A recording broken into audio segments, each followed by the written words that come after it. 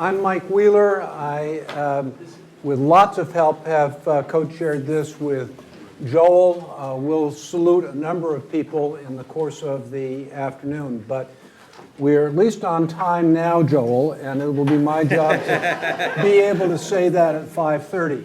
So without any further ado, I'm looking around unsuccessfully for where Bob has... Oh, hi, Bob. I want to introduce my friend and colleague, Bob Mnookin, who is chair of the steering committee, executive committee of the program and negotiation. Bob?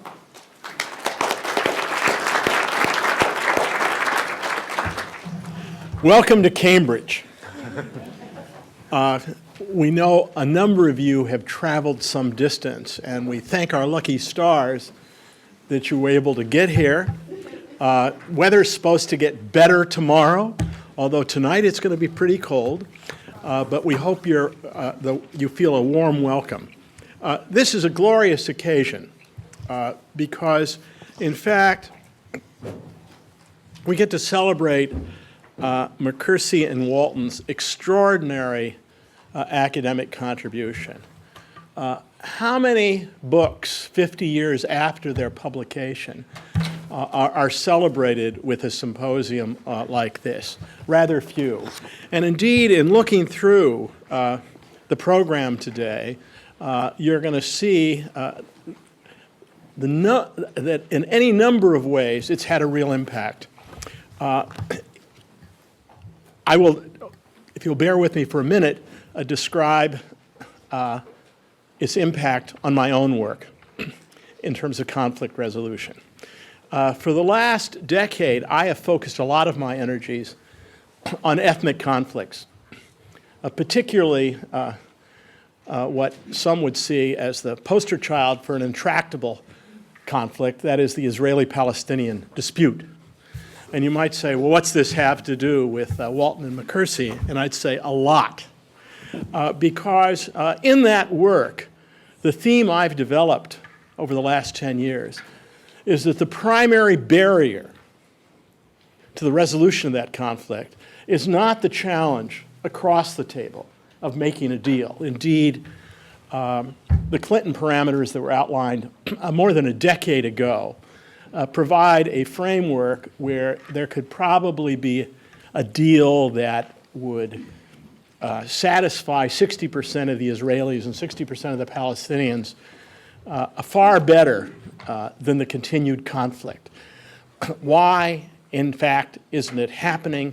The reason it isn't happening is because of the internal conflicts behind the table on each side. And indeed, our colleague here at Harvard, Robert Putnam, who's made a number of important scholarly contributions, one of his most important contributions was in the field of international relations to talk about two-level games. And if you read their original article, where did they get the idea of the two-level games? The two-level game idea was that the political leader negotiating across the table was at the same time negotiating behind the table with his or her constituents. And the idea that, in fact, in complex negotiations, people are often negotiating in two different directions with multiple stakeholders, of course, is one of the core ideas of the Walton-McCursey book. As you'll learn, there are lots of other ways people have, in fact, gotten wonderful lessons from their book. This is also a reunion of sorts. I want to thank, first of all, the PON staff, which, as usual, I think did a magnificent job of organizing all of this. Let's give them a big wave. And second, I want to thank Mike and Joel, because they are the people who really put this project together. And it wouldn't have happened without them, and that we're very much in their debt. In all events, we're thrilled you're here. In many ways, this is a wonderful reunion because a number of you have been connected with a number of us over the years and the program and negotiation, and we're just thrilled to have this opportunity to celebrate this book and especially our colleague Bob McCursey, who's been a stalwart member of the core of the program on negotiation, really since its beginning in 1983. So Bob, here's to you. Thank you.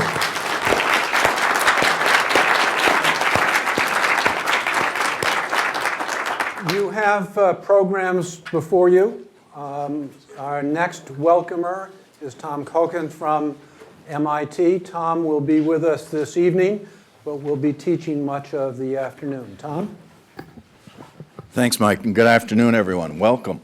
So many good friends that we've had so many different kinds of positive and good relations with over the years. It's great to bring this community back together to celebrate this landmark event. As Bob just said, how could one ever think about celebrating a book after 50 years and having the authors here to critique the celebration? I mean, that's even more amazing. So I'm just going to say a couple of things about what I think are the landmark contributions. Why would we come together after 50 years with this book? They're on there. That's good. The computer technician here, our expert, is hard at work. But I'm going to offer 5 reasons very quickly and then just wish you all well for the afternoon. The first one is very clear. This is the most important theoretical contribution in labor negotiations in the last 50 years and maybe ever. We haven't had a book that has been as foundational as this. And it laid the foundation for me when I was a graduate student trying to figure out what labor relations was all about and how to study the public sector, and many, many generations since then. But beyond that, it was very important and is very important in labor relations, but it's also, I would say, the single most important contribution that labor relations as a field has made to the social sciences. I can't think of another piece of work that has influenced social psychologists, and Joel's going to show you some numbers on this a little bit later, psychologists, sociologists, political scientists, as we just heard about Bob Putnam, and economists and others. This work resonated actually faster, I think, in the social sciences than it actually did in labor relations, and then has come back full circle. So I think to make that kind of contribution is really important. The third is Bob also indicated, I think it's had an impact on many areas of practice and many people who wrote about negotiations since then. And I would say that the Fisher and Urey book, Getting to Yes, owes an enormous debt, intellectual debt, to this work by talking about principle-based bargaining and thinking about how that relates to integrative, but how it also can adapt the other dimensions of this important theory. And so without that foundational book, I don't think books like Getting to the Yes and many like them could have been written with the same authority and with the same basic foundations. The fourth thing I would say is that it's had an enormous, almost unmeasurable effect in teaching. We all, most of us in this room, teach negotiations in our various programs in business schools, law schools, other professional programs in universities. And I suspect that almost all of us use as the intellectual foundation, the theoretical foundation, Walton and McCursey's distributive, integrative, and the other dimensions, but particularly those two about gaining value and dividing up value, call it what we want to call it. It finds itself into the basic textbooks that are used for negotiations, and it finds itself right into our curriculum.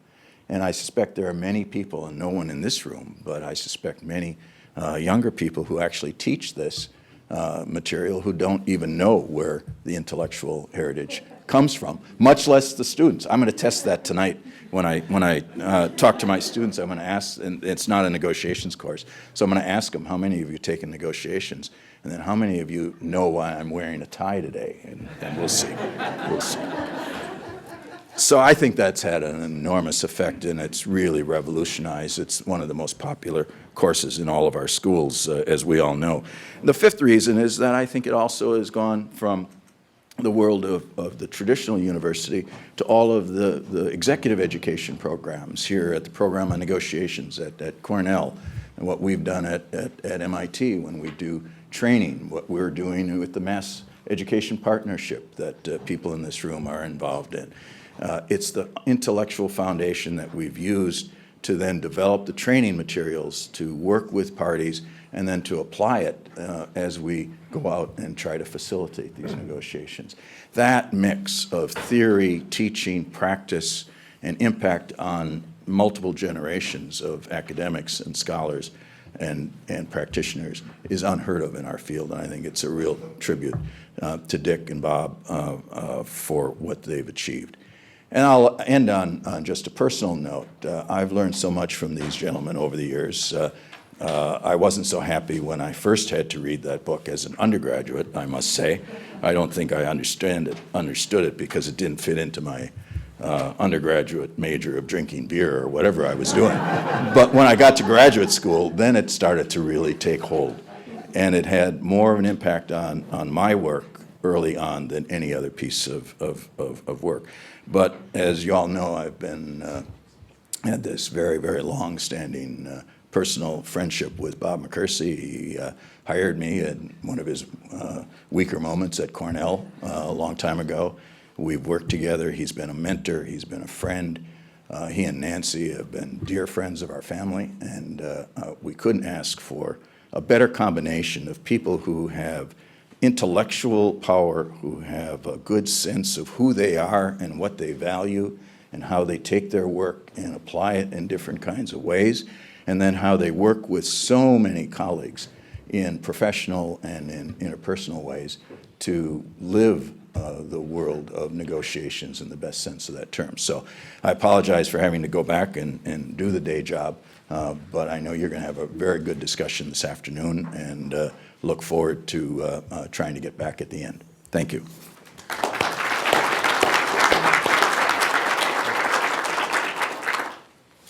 And now, Joel, just to complete the welcome. So thank you. Yeah, I have, I guess, a couple of different roles here. During the conversations, I'll be working with Mike as your scribe, facilitating the dialogue. I'll be contributing to one of the panels on intraorganizational bargaining. But my job here now is to do a little bit of stage setting, what is called a bibliographic analysis, and a little bit of a textual analysis of the book. To start with, I'd like to actually start with quotes from the behavioral theory. Really, three things that I want to highlight from the book. First, they introduce the idea of social negotiations as a deliberate interaction of two or more complex units attempting to define or redefine the terms of their interdependence. The words still ring true today. And importantly, the book set out to link behavioral tactical moves with overall strategies or goals in negotiations. And that's a theme that I think we'll hear all during the day today. And importantly, they said the sub-processes are all always present.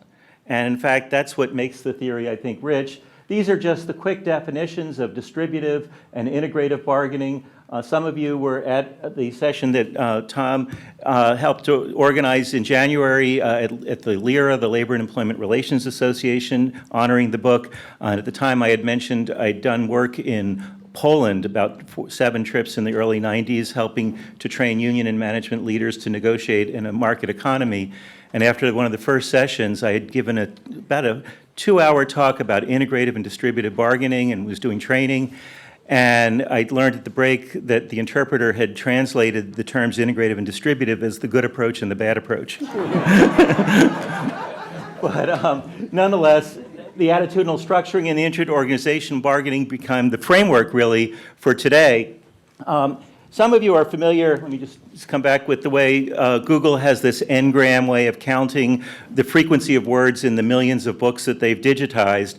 As a little bit of fun with words to set the stage, taking the 4 words from the title, it looks like theory continues to be a rising tide. Labor seems to have had some decline since the middle part of the last century. The idea of behavioral work really rises with the theory, and negotiations has been on a steady, slow increase in general in published works. But if we go to the actual 4 dimensions of the theory, we see that distributive as a term continues to grow, really with Mary Parker Follett, and we'll hear more about her a little bit, And then with Walton and McKersey, we see that the integrative idea has emerged. The attitudinal structuring, you'll hear from Max in his panel, maybe there may be other words that we want to think about. Max in January used the word influence, and I tried putting that in the Engram viewer, and it made everything else just practically disappear. The word influence has big legs. And then intraorganizational, we think there's work to do with that. But anyway, just to wrap up, this is the frequency of which the book has been cited in the Web of Science. And you can see, this is my definition of a classic. Not only that, but if you look at the frequency at which others have cited the book, this is the citations to people who have cited Walton and McKersey over 50 years, and it's a continued rising tide. I also want to say that if you look at an incomplete list of major books in negotiations, whether in the Web of Science or in Google Scholar, it's in the top 5. Dangerous to put this list in front of everybody here, but but the final concluding note that I want to end on is if you look at the people who have cited Walton and McKersey, it's a long list. These are just the top 125 people who have cited the book. Each of them, I think the cutoff was at 4 or 5 citations, and some of them, many dozens. But needless to say, many of the people on this list are here in the room, and of course many are known to all of you, and to Bob and Dick, I guess these are your new best friends. But the final thought that I want to share with you is that when I had the privilege of working with both Bob and Dick on strategic negotiations, what Dick kept saying in his words was keep pushing on the theory and see if it holds up. And what Bob was saying was, let's do stress tests on the theory and see if it holds up. In a sense, I think the spirit of today is 50 years later to keep pushing on the theory and see if it holds up. Thank you very much.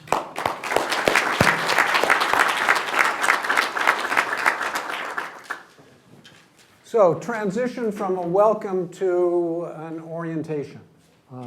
This is billed as a celebration, and it most certainly is. It is not, in fact, a conference. It is not, in fact, a symposium. It is a working group. And although we have people in the first 2 rows, we regard everybody here as flying first class and participating. So there's a saying in mediation, I'm told, that you go fast by going slow. So I'm slowly going to explain what the objective is, and then we'll take off running. The objective is that we use our time together this afternoon to remind ourselves of some of the important work that was done 50 years ago, what it has prompted, and what it can further lead to. I have a number of portfolios. One of them is to be the editor of the Negotiation Journal. We will have a series of articles in the journal, I hope sooner as opposed to later. For the moment, provisionally, the lead of each of these sessions, we're not using the word panels because they're not panels, will have responsibility for generating some of that work. It might be that the lead himself or herself writes an article and other people comment on it. It might be a collaborative piece. But that is only a template for beginning. If there are other people in the room who want to hop on board on one of those sessions, invite yourself. Or you may invite yourself by raising a comment or a question that we take note of. Or if there's a 7th or 8th topic, we'll go there as well. So we really want to get some work done today. Now, there aren't a whole lot of rules, but we are going to be concise, and I have cards. The people who are the leads and the commentators have been told that we're going to do mini TED Talks for the most part, people speaking for 9 minutes to raise some ideas, not covering the waterfront, a couple minutes of commentary per person. A couple of panels have adjusted that so that the time is allocated more equally, but we'll figure that out. But I am going to push hard, and I apologize in advance for the push part of that, but any time that one individual, including me right now, takes comes out of the time of everybody in this room, and ultimately, as you see in the program, from Bob and Dick in terms of summing up. So I'm going to be tough in this regard. I'd appreciate your help. If we have the, You can look at the program. Here it is. We have, don't worry about No, there it this. We have essentially 2 sessions. This one will go to a break a little after 3 o'clock. And that's towards the conceptual theoretic side. What we see after that is more towards the practice side. And I think we'll wonderfully discover as we go through that those lines are very permeable. So that's the end of the explanation. I've gone. Oh, actually, one logistics thing about that. We have 2 microphones, so when we go into the discussion, hold your hand up if you want the microphone, and whoever's next, have your hand up so we can get the next microphone in queue. Good. Thank you. So now we turn to the first session. We've already heard about the good approach and the bad approach, about integrative and distributive. I'm delighted to introduce my very good friend and colleague, Jim Sabinius, who's just down the hall from me at the Harvard Business School. Everybody knows Jim's work, and there are a few people as perceptive as he is about the conceptual side of negotiation. Jim, as we say, come on down.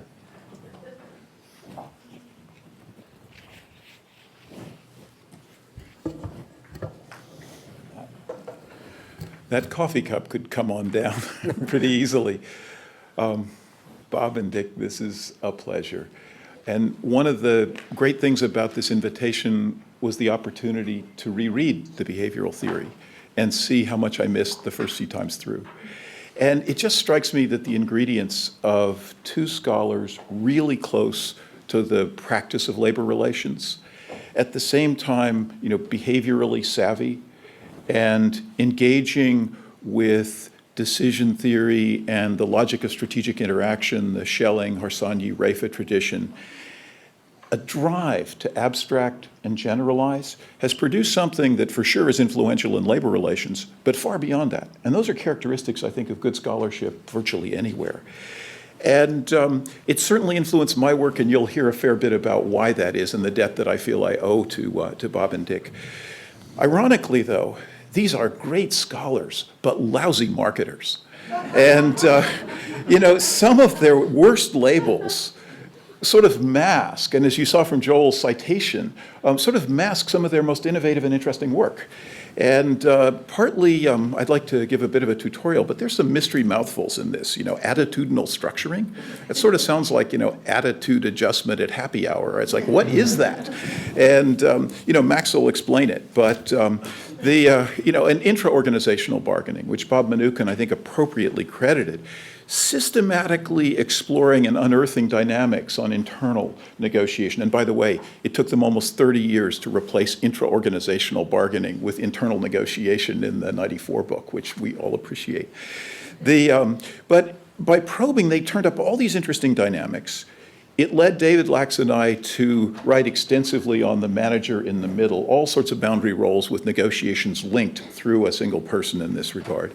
And where I spend a lot of my time in international relations, I'm actually going to give you the quote from Bob Putnam's article, which is probably the most influential article on negotiation in international relations. And he says in the 2-level game piece that the behavioral theory is strikingly applicable to international conflict and cooperation, and really credits it with this 2-level approach. And the 2-level approach has enormous legs. I mean, just recently, studying in depth Jim Baker and George H.W. Bush working to unify Germany within NATO, and the incredibly, just stunningly sophisticated efforts of Bush and Baker to help Shevardnadze and Gorbachev with their behind-the-table problems is a fascinating thing. If you get me going, I can use the full 9 minutes. But these elements, there's lots more to say. Now, I want to focus, as I was asked, on the distributive and integrative bargaining, which, of course, are analytic and, relatively speaking, marketing success stories. But these terms have actually given rise to some ongoing confusion, not among so many people in this room, but pretty widely. Now, those concepts have long pedigrees. Mary Parker Follett, you can go to Siegel and Foraker and Schelling on the integrative and distributive pieces, but they crystallized and analyzed them. And a careful reading of the behavioral theory actually, this fundamental contribution, when you get into it, there is real elegance in the relationships between those two processes. And frankly, that sometimes gets lost these days. The first confusion that I hear often is whether integrative and distributive refer to behavior or underlying structure. Now, often you'll hear this is an integrative issue, meaning both sides prefer the identical resolution. Or this is a distributive issue, meaning a proposed resolution that improves things for one side, worsens it for the other. And that's a structure, those are preferred underlying structure. But you'll also hear integrative bargaining is joint problem solving, is win-win, is cooperative, and that's a behavioral piece. And you'll hear that distributive bargaining, that's hardball, competitive, win-lose, all of those things. And oftentimes, they're disconnected from what the underlying structure is. And for sure, you can have quite hardball behavior in situations with great underlying integrative potential, and the reverse. And in fact, this actually led, when you read Walton and McKersey, they're very clear on this, but it gets lost. And I know when David Lax and I were doing the 3D negotiation work, we actually tried to conceptually disentangle this. We talked about setup, deal design, and tactics. And deal design is unambiguously substantive, and tactics is the behavioral piece as well. And these are dimensions of the same phenomenon. They're not alternative models. And that's one aspect. You guys just called these different models, the distributive model, the integrative model. And it's something that I think is, sometimes bears some thought. A second confusion is whether these are separate or separable processes. And I think what Joel talked about, the good process and the bad process, it's embarrassingly common to hear that now. You'll hear people talk about the brave new world of win-win, of cooperation, of my close friends Bruce and Roger before and Bill with the ringing defense of principled, interest-based problem solving, getting to yes, versus those sort of thuggish positional hagglers on the other side. And yet, of course, and you'll hear that expanding the pie somehow better than dividing it. And these are analytically and practically incoherent statements, but you hear them a lot. And it's, after all, when you look at the tactical dilemmas that Bob and Dick articulated, in addition to the two headline models, they really unpack the relationships between so-called mixed motive bargaining, or the relationship among these things. Because this really prompted David and me in our first major book on the manager as negotiator to say, what is the relationship? And we came up with a so-called negotiator's dilemma, which wasn't original, but we tried to generalize it. And, because the pie is expanded, if at all, to whatever extent, and the pie is divided in whatever proportions. And typically, the way that the pie is expanded influences the division, and the battle over the division influences how much, if at all, the pie is expanded. And the problem is win-win good and win-lose bad, or one's realistic and one's idealistic. It's really, how do you manage productively the tension between these two things that are going on typically simultaneously? And I think that is an area that's often a lingering confusion in this area, and one that, frankly, is a rereading of the book really repays, or a suggestion to a colleague who has these issues on it. A couple quick thoughts on terminology, and then I'll try to end within my allotted time. Integrative and distributive bargaining are analytical and marketing successes, but I actually think they're better terms for it, and most of you will be familiar sort of with why. As I think those terms are very clear to scholars and teachers, but they're terms of art, and they are not to the uninitiated or to practitioners. Integrative maybe sounds like something you suppressed from calculus, and and distributive means say what? And these are not terms, they're terms of art, and they're to some extent obscure, and hence, rather than integrative bargaining, David and I spent a lot of time trying to say what's accurate but evocative. And it wasn't too hard to come up with creating value. That was not original, but we made a real point of making that a centerpiece. And it's meaningful and consistent with the usage in lots of other fields. Economics, strategy, marketing, people talk about creating value. And in fact, finding deals that are simultaneously better for both sides at no cost to either is exactly what we mean by that. And, but somewhat more controversially, we settled on claiming value as superior to distributive bargaining. And claiming value for sure resonates with practitioners, because that's what they do when they seek a bigger slice of the pie. But the term claiming value also resonates with fields like business strategy and marketing. They typically talk about creating and capturing value. And I didn't like that so much, but we lose something. We lose the use of claiming, while it gives you descriptive and diagnostic and analytical power, especially associated with the so-called negotiator's dilemma. You lose the sort of lofty, above-it-all neutrality that you have with distributing, allocating, apportioning value, because that sounds like a completely neutral term, and it in fact is a neutral, or those are neutral terms. But it's precisely the individual efforts to claim value, offensively or defensively, that drive the potentially damaging tension of the negotiator's dilemma that leads to suboptimal deals or impasses or conflict or bad relationships. And so there's no reason, of course, why value claiming has to have unconsciously superimposed in front of it greedy, overclaiming, or things of that kind. One can also claim in a sustainable way or claim value for the long term. But we chose those terms, and we've taken some flack for it, so I think that'll be a nice place for people to talk here. Now, no one in this room will probably make the mistake that at a panel of this at the Academy of Management some years ago, to its eternal intellectual and practical shame, had a discussion of, which was whether one should even teach distributive bargaining. That this was, but that kind of belies this notion that, value distribution is bad and integration is good. In any case, if you look through these lists, I hope you can hear my debt, and certainly my close colleague David Lack's and many of our other colleagues' debt. We have read, we have wrestled with, we have used as points of departure what these guys did 50 years ago, and I can't say anything nicer about work than that, so thank you.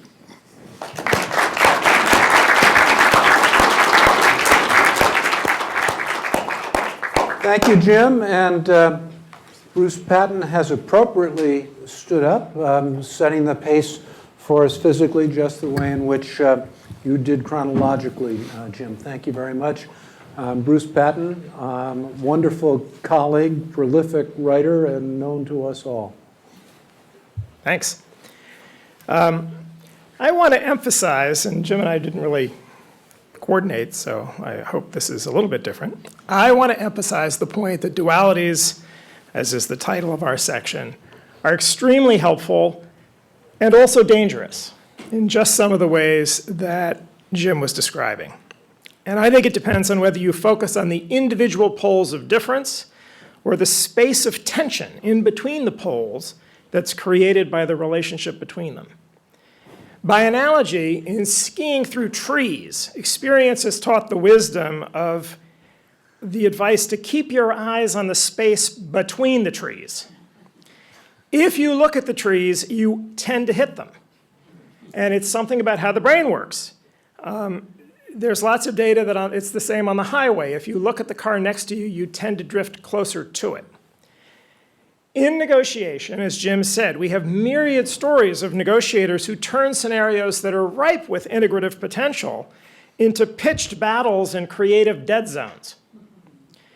And we have other stories of negotiators who are hurt in one way or another by inappropriately assuming a certain kind of collaborative response in profoundly conflictual situations.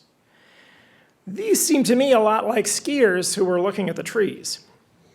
And then we have teachers who say crazy things like, first you invent and then you go to the hard stuff. It doesn't work like that. I've argued in negotiation that in the real world there are in fact no zero-sum games, no purely distributive or integrative negotiations.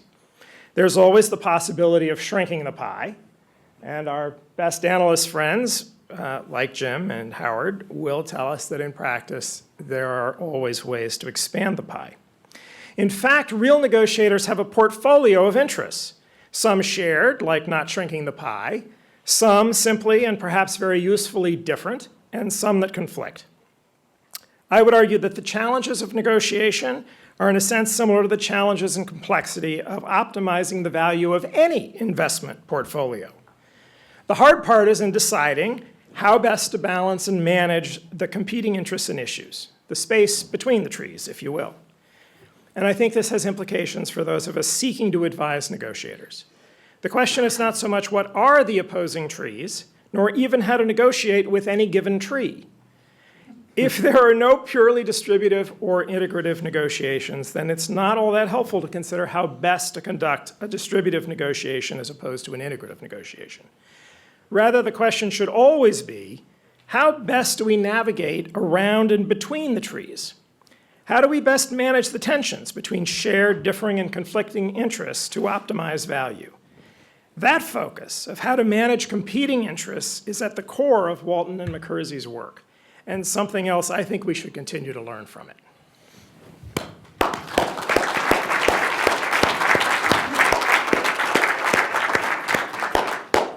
On a personal note, Bruce, unwisely, I've come out of skiing retirement, and I'm afraid you've embedded now that I'll be looking at trees all the time when I should be looking downhill. Well, I think we're off to a very good start. We're talking about dualities, the traps that they can lead us into, the misconceptions that need to be clarified. I am here to call on people. Are you handling mics? Thank you very much, James and Polly.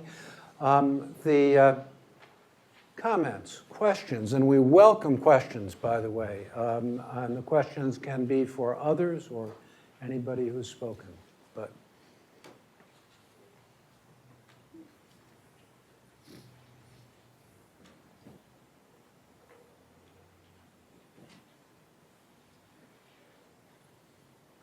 What we'd like is to hear you talk about how you've wrestled with the tensions and the complementarities between integrative and distributive bargaining, how you've taught these topics, what these words mean to you. Bob doesn't have to introduce himself, but for the most part, anybody who's not stood before us already today, if he or she would do us that grace. Bob? In the book I wrote,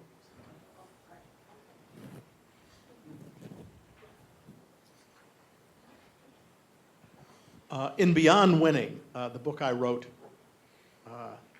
to instruct primarily, although not exclusively, lawyers how to negotiate. The book is in fact organized around three tensions, two of which I think relate very directly to their work. The first tension is the one that Jim described. That is the tension between, I call it the tension between creating value and distributing value, which is absolutely central. And I think that the notion that there's a clean separation between them, that in terms of activities it's necessarily sequential, I don't believe. Of course, in your book, you identify them with slightly different names.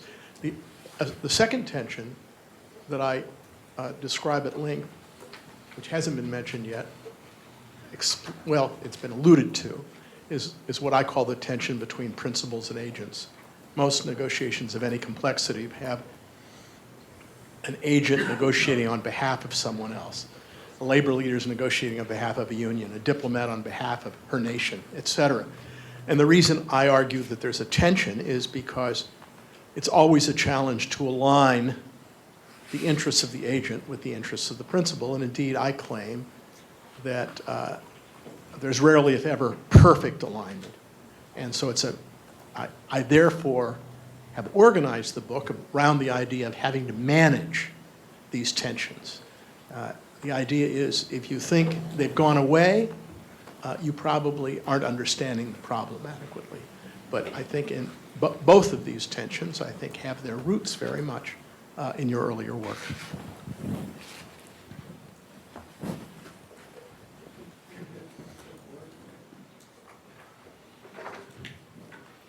Jim Pruitt from Kaiser Permanente. I'd like to throw this at Professor McCursey because he's had some experience with our organization in bargaining. Integrative bargaining, distributive bargaining. We all know that there's sometimes only a good rule of thumb in bargaining that there's economic issues and non-economic issues. It's only a rule of thumb. There's a lot of blurring there. What I've found is that we are pretty good at integrative bargaining on what are the traditional non-economics and not so on the economic issues. You've observed that firsthand as you've watched us. You've watched me do that. Your thoughts?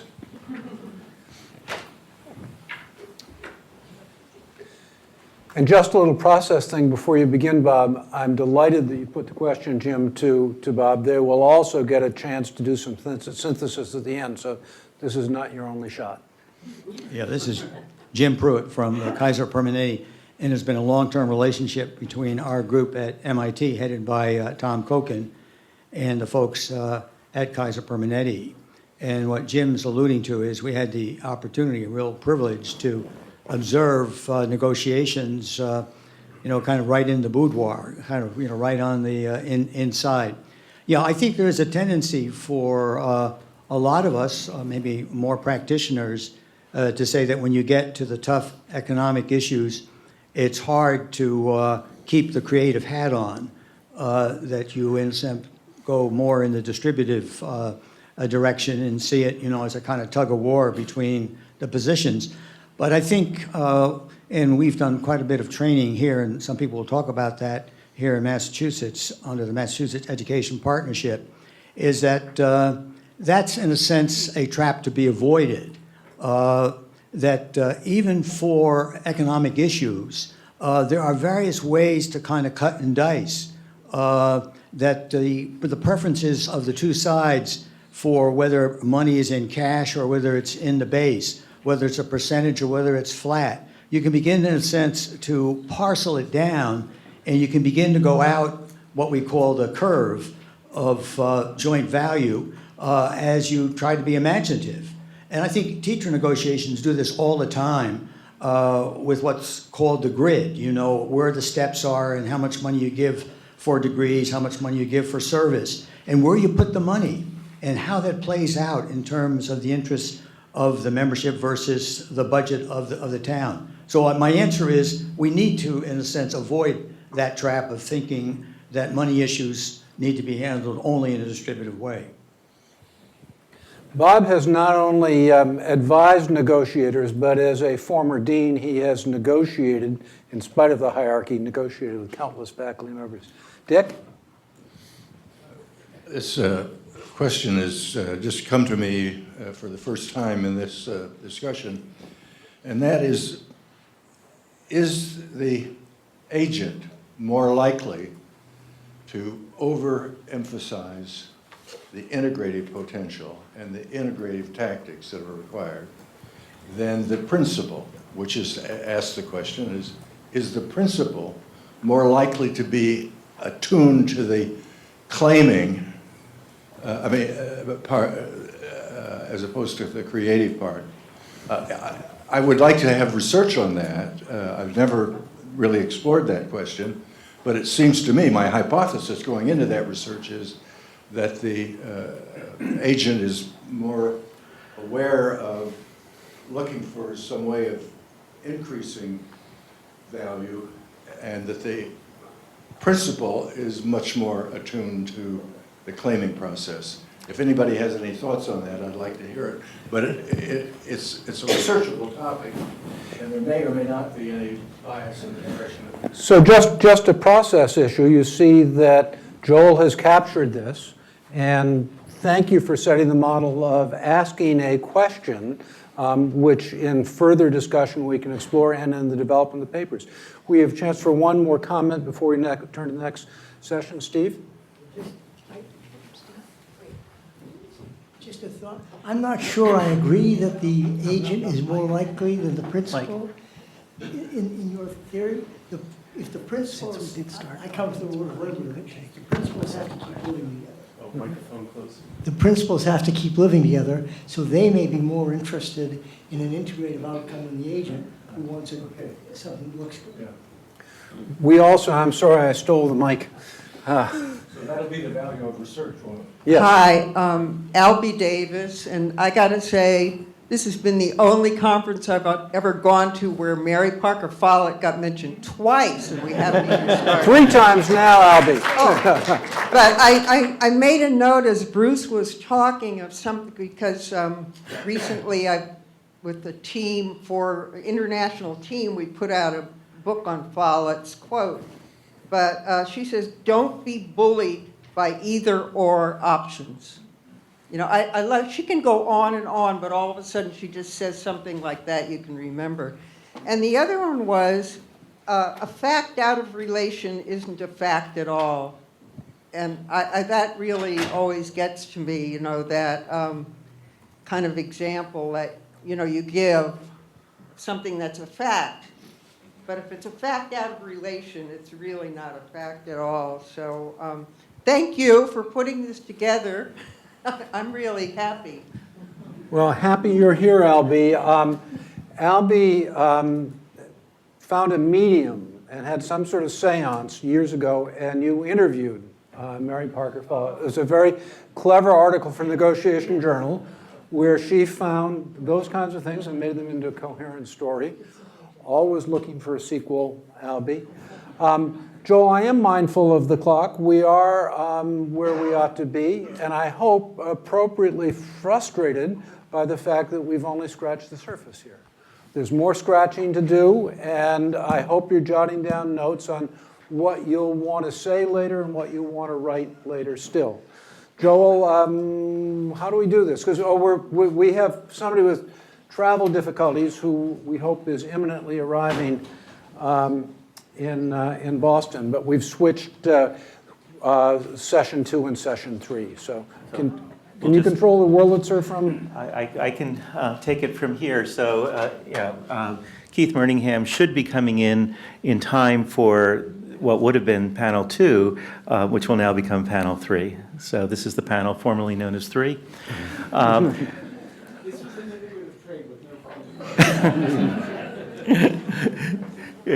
Well, the audience will decide if it really is a win-win. My job is to set the tone of introducing the idea of intra-organizational bargaining, and then I also, at the end, actually will make some substantive comments as well. But to introduce it, I'd like to begin with how Bob and Dick defined the concept, pointing out that the folks in negotiations often have internal divisions that they have to sort through. What's not well known is, and I learned this when we were working together, is the original conception of the theory only had 3 elements: the integrative, the distributive, and the attitudinal structuring. And it was going through the transcripts of the negotiations, looking at the data. There were things that couldn't be explained if you didn't also look at what was happening within, and that's what added this 4th dimension. And as it happens, he's now been quoted here 3 times, I did include 2 decades later, Bob Putnam in his article on two-level games specifically cited this theory, the behavioral theory, as really getting beyond the idea of parties in negotiations being unitary actors, but understanding that they all have internals of various kinds. And when we talk about the intra-organizational, and I will take just a minute to take you into a little bit of what we did with strategic negotiations to set the stage for this. The core notion of tactics adding up to strategies, we talked about unrestrained forcing being one kind of strategy which was purely distributive, emphasizing the attitudinal fear and control. And on the intra-organizational side, it had people trying to divide the other side and build solidarity within their side. We also talked about a superficial kind of fostering, in which was purely integrative with this untempered kind of trust and almost a kumbaya kind of consensus. And the key point is that the behaviors that were going on, when you tried to, in a mixed motive situation, have people have both forcing and fostering taking place, these were so extremes in the way they self-reinforced each other, it meant that you were going to be on downward cycles that were either more forcing or fostering that wouldn't hold together. By contrast, if it's a more restrained forcing, it's still distributive, but the integrative potential is there. You have a more constructive framing of issues, and there's a lot more intention on both sides trying to educate their internals and the others. In a more robust fostering, it's more integrative, but it has distributive dimensions, including hard issues that people raise on the what-ifs and what-abouts.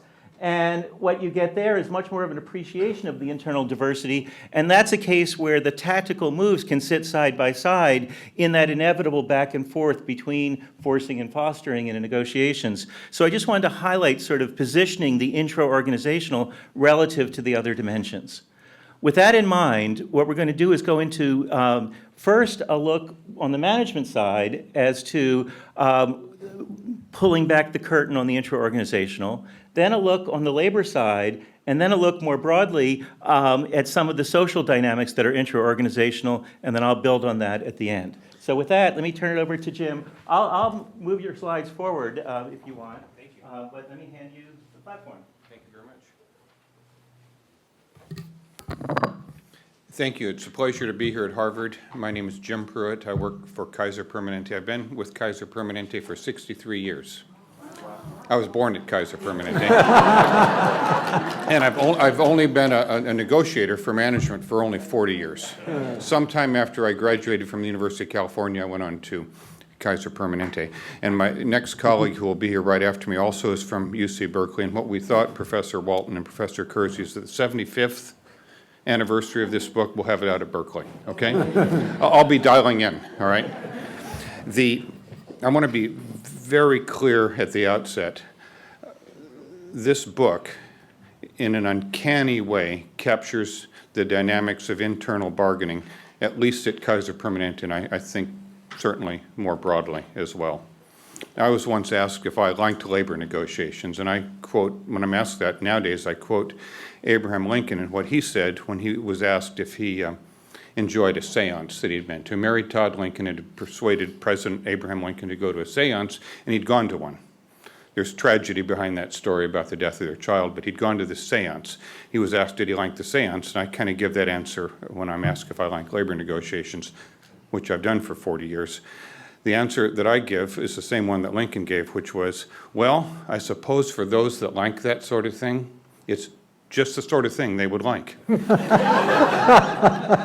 But this book captures a dynamic that is often overlooked by many union leaders. Not all, but many union leaders think that the management side acts as a monolith, as a perfectly orchestrated decision-making apparatus rolled out from the CEO or possibly the board.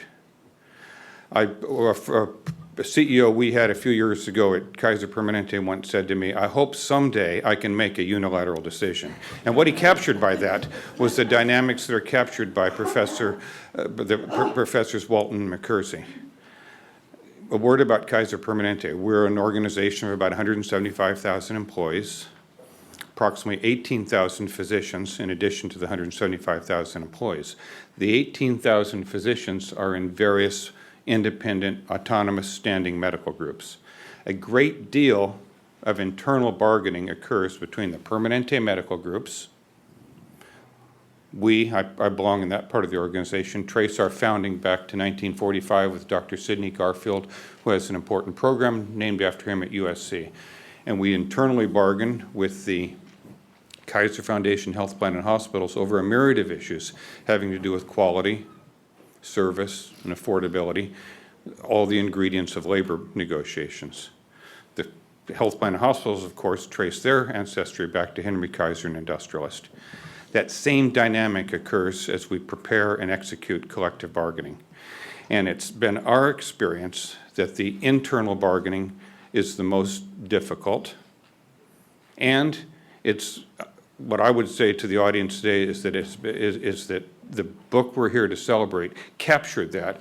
It spoke certainly of internal conflicts and challenges that union leaders had, but you spoke to management too, before anybody really thought of that, and that's why I think it's so relevant as well today.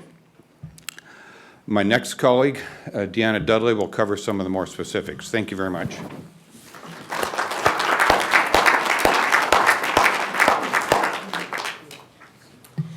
Thank you for allowing me to participate in today's celebration. I work on the Kaiser Foundation hospital side, and we believe that we have the toughest job of all. We have a three-way negotiation.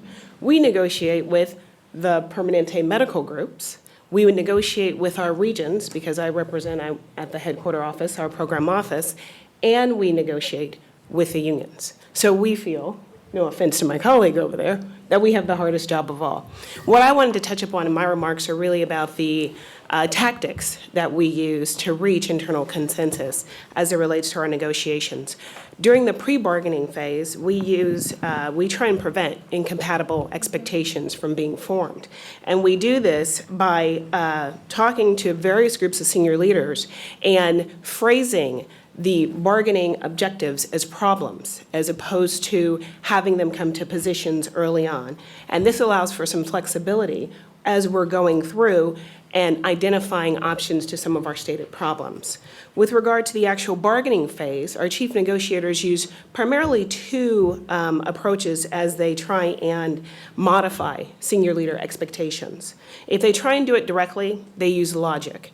I hope I'm being recorded. We don't use power when we're trying to do it directly. Please, if you talk to somebody from Kaiser, let them know I said that.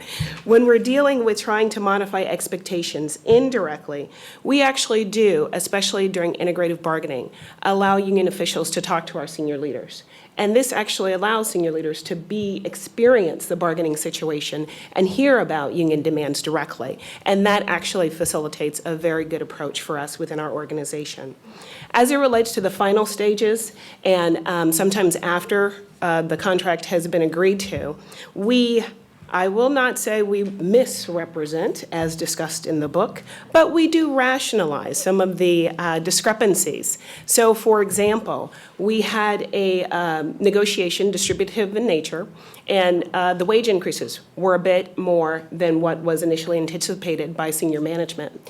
And the way we explained that discrepancy was that in the negotiation, the union had agreed to some modifications in the area of benefits that was not anticipated initially, but definitely highly desired by the organization. And so therefore, the increase in the wages that were unanticipated was justified because the organization had actually received something of benefit. Our organization engages in both distributive and integrative negotiations. And the tactics that are identified in a behavioral theory 50 years ago are still very much in use by our practitioners today. Thank you.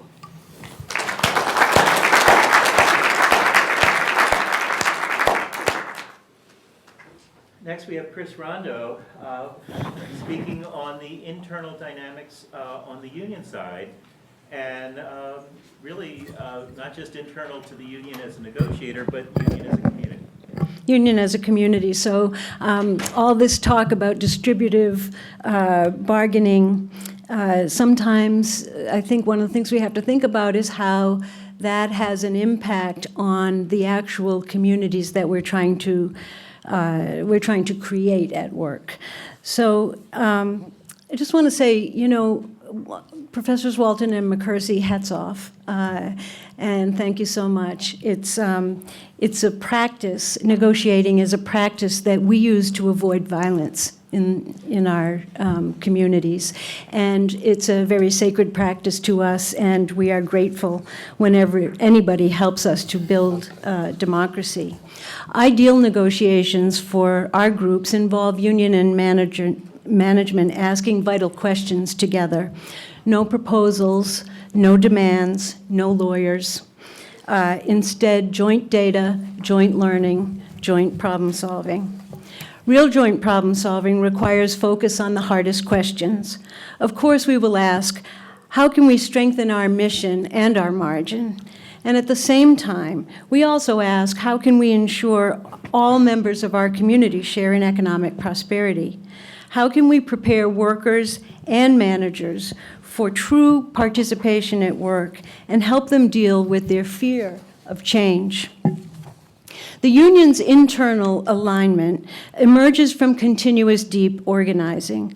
The crucial pre-element to negotiations is that every worker connects to the union and each other. Friendships are created through thousands of conversations, and a pre-negotiating consensus emerges through a web of surveys and little meetings and learning sessions and coffee and tea and after-work drinks. Listening is the core skill. Listening for stories, themes, and the lone voice. As connections are made, people get stronger and also more flexible and creative. Values like kindness toward all and respect and humor become bedrock. Negotiating is, I'm skipping something. From negotiations, the workers learn to overcome fear. Her fear dissolves with her active engagement at work. No longer isolated, she becomes a true problem solver. No longer scared of the space between yes and no. Through negotiation, workers and employers learn together, and compromises accumulate into a body of work that makes both sides proud. Negotiating is so good, it's addictive. And Professors Walton and McCursey have studied negotiation as a social science, but given it to us as an art form of peace.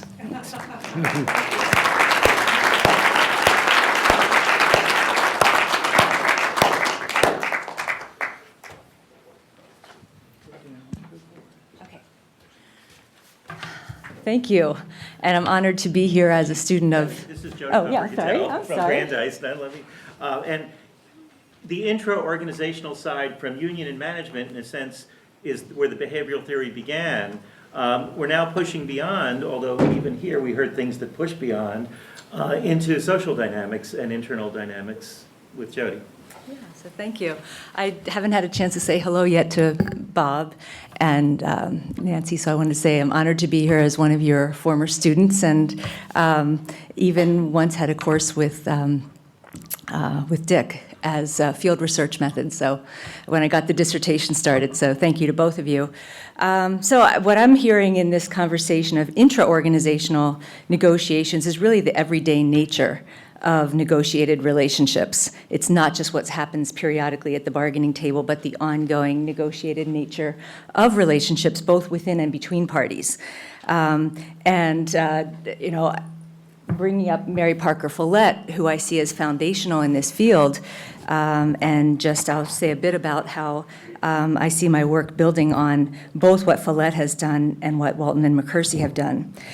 So what I like about Follett's work is that she's talking really about, she assumes difference and conflict as a starting point. And the question then is, how do you address it? Is there a way to address it creatively? Points out the key, the typical ways of responding to conflict are domination or compromise, and looks at the creative process of integration as the way where something new has emerged, and you're really getting beyond the either or to where can we create value here.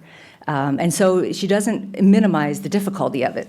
It's challenging, particularly in a situation where the conflict is deeply structured into the situation. But that's where the biggest payoffs exist. And so building on that, when I went into the field to do my dissertation research, what I saw was the integration across difference in expertise, difference in status, difference in perspective, and whether those differences were bridged I hypothesized and found was a tremendous source of value creation. The extent to which those conversations could be connected and the realities could be connected between these parties. So I just defined it as relational coordination, communicating and relating for the purpose of task integration, and you could as easily say for the purpose of value creation. Although I see that as a byproduct of really integrating the tasks that each party is responsible for. So that this happens in either this fairly positive cycle where you're able to identify and build shared goals despite difference, and able to understand the roles that each other plays and to respect that difference, and feeding into a fairly constructive process of communicating. But the alternative is also quite common. Even in the same organization over time, and depending on which parties are involved, the strictly functional or internal goals, and so on, specialized knowledge without the appreciation of the system as a whole, and a lack of respect for each other's roles. So those two dynamics play out differently in terms of the performance outcomes that are able to be achieved. One is more associated with a siloed organization where people aren't seeing each other's perspectives, and it may be a more a relationship of domination or distribution as opposed to the ability to do integration. And I just picked this as a quote from a frontline leader who was describing her work as she, I think, goes about the process of building relational coordination every day. And this is a nursing, clinical nursing specialist who's often resolving conflicts around patient care about, what's really the best thing for this patient, and the different perspectives that have to be integrated in order for that to be the case. So it kind of illustrates the everyday nature of these negotiated relationships. I mean, it's about talking to each other in a respectful way. I mean, nobody really likes to be questioned about why they're doing the things they're doing, but when it involves a team, we need to know that so that we're on the same page. I can help people solve these conflicts by giving them some resources, but I can't come and solve every problem. When all else fails, then I need to intervene, but I don't need to have those conversations for you. I need to help you learn how to have those conversations. So it really gets into building this capacity at the front line to engage in integration on a daily basis to create value for the organization. What I've not ever really addressed is then how does that process of value creation influence the distribution of value? And so it's been a kind of blind spot in my work thus far. Thank you. Thank you, Julie. And just to wrap this up, I'd like to give 3 additional examples to kind of push the envelope. But really, what you've heard is that the internal negotiations isn't just between factions that are for or against one aspect of the deal or another, but a much richer kind of dynamic internal set of processes. And what I want to do is first give you one of 3 additional examples looking ahead by going back to 1970. Dick Walton was part of a group of people from Yale that went over to the Horn of Africa. This was the picture from his article. This is maybe an easier one to read, in which they were trying to foster peacemaking activities. And in the article, they were, of course, looking at relations. It was a 2-week offsite involving representatives from Somalia, Kenya, and Ethiopia. And what they found is that there were tribal rivalries that didn't exactly correspond to the national boundaries, that there were interpersonal rivalries among leaders and others, that all of these intra-organizational dynamics were going on. And the big lessons in that article, 1970, was these internal issues were more potent than they expected. The folks from Yale, Dick will, I'm sure, tell you, wanted to have everyone in the room together for 2 weeks. He counseled that they should first meet separately and then jointly, as many of you would know now to do. They didn't, and in fact, it was a mistake, a lesson learned in that session. But more importantly, the big lesson was that 2 weeks wasn't enough time. In fact, 40 years still hasn't been enough time.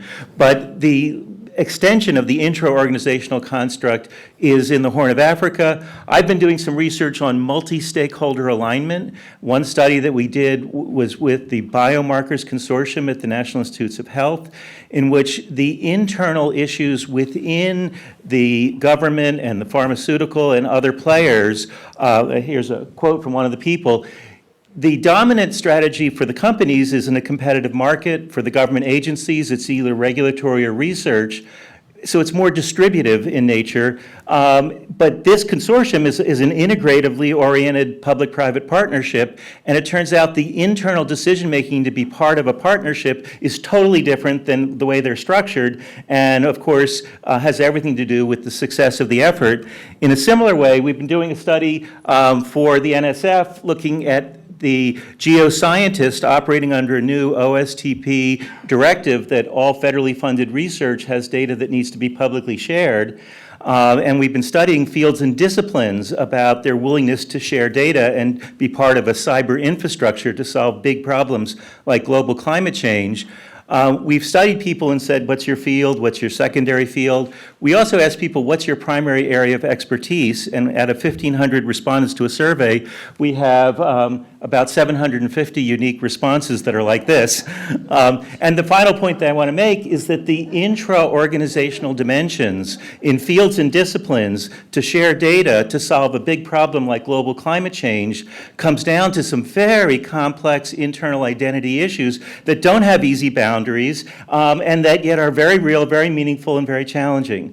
So in a sense, I'd like to stop here and open it up with Mike, that what we've done is we've taken the intra-organizational dimension of the theory and we've given you a couple of different hooks and handles and lenses into it, hopefully to start discussion and maybe even to inspire more work on what has probably been the least researched part of the theory, but the one that I think still has legs.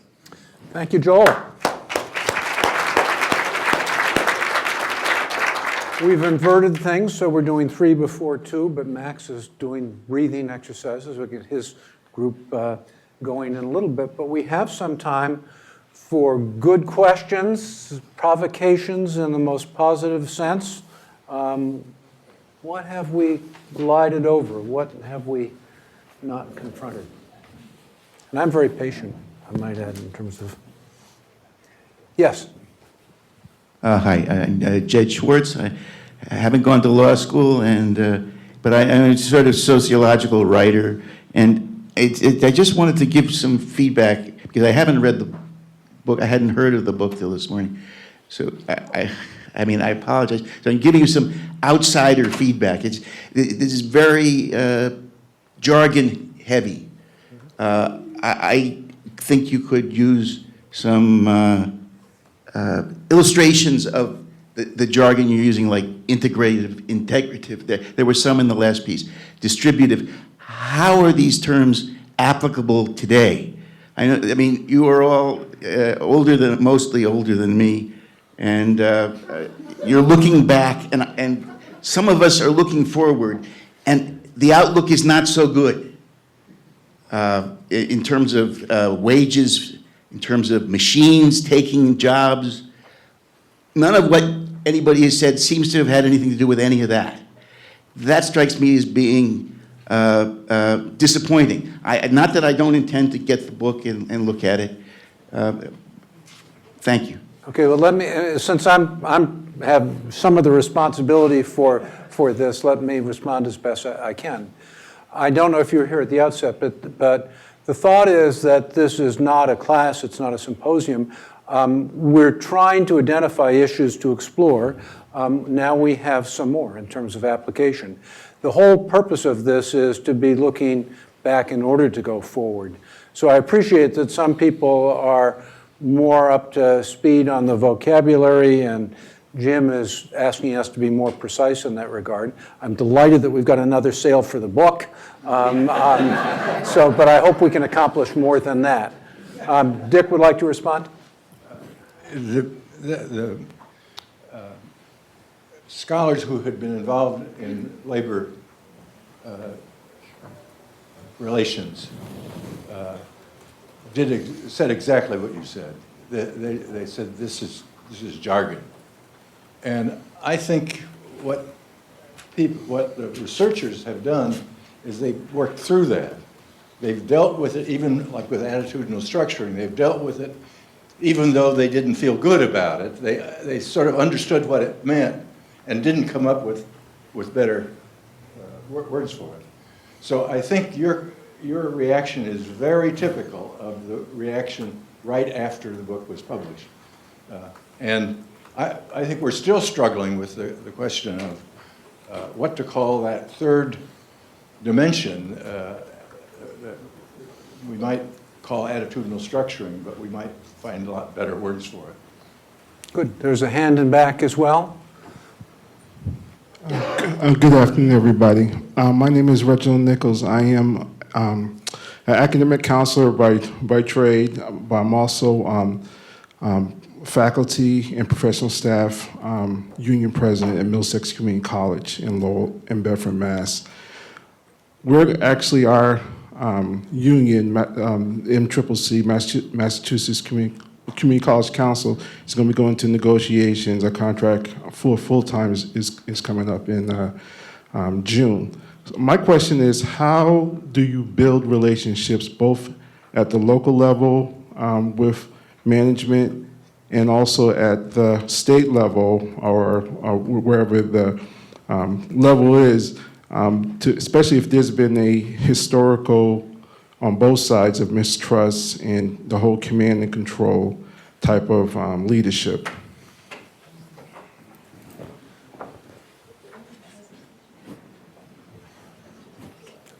A response to that or other comments or things that we need to pick up on? And Reginald, that got captured by Joel as we're building these notes. And I think you may have heard in the earlier presenters some people you'd want to talk to about the way in which they try to bring people together and reframe.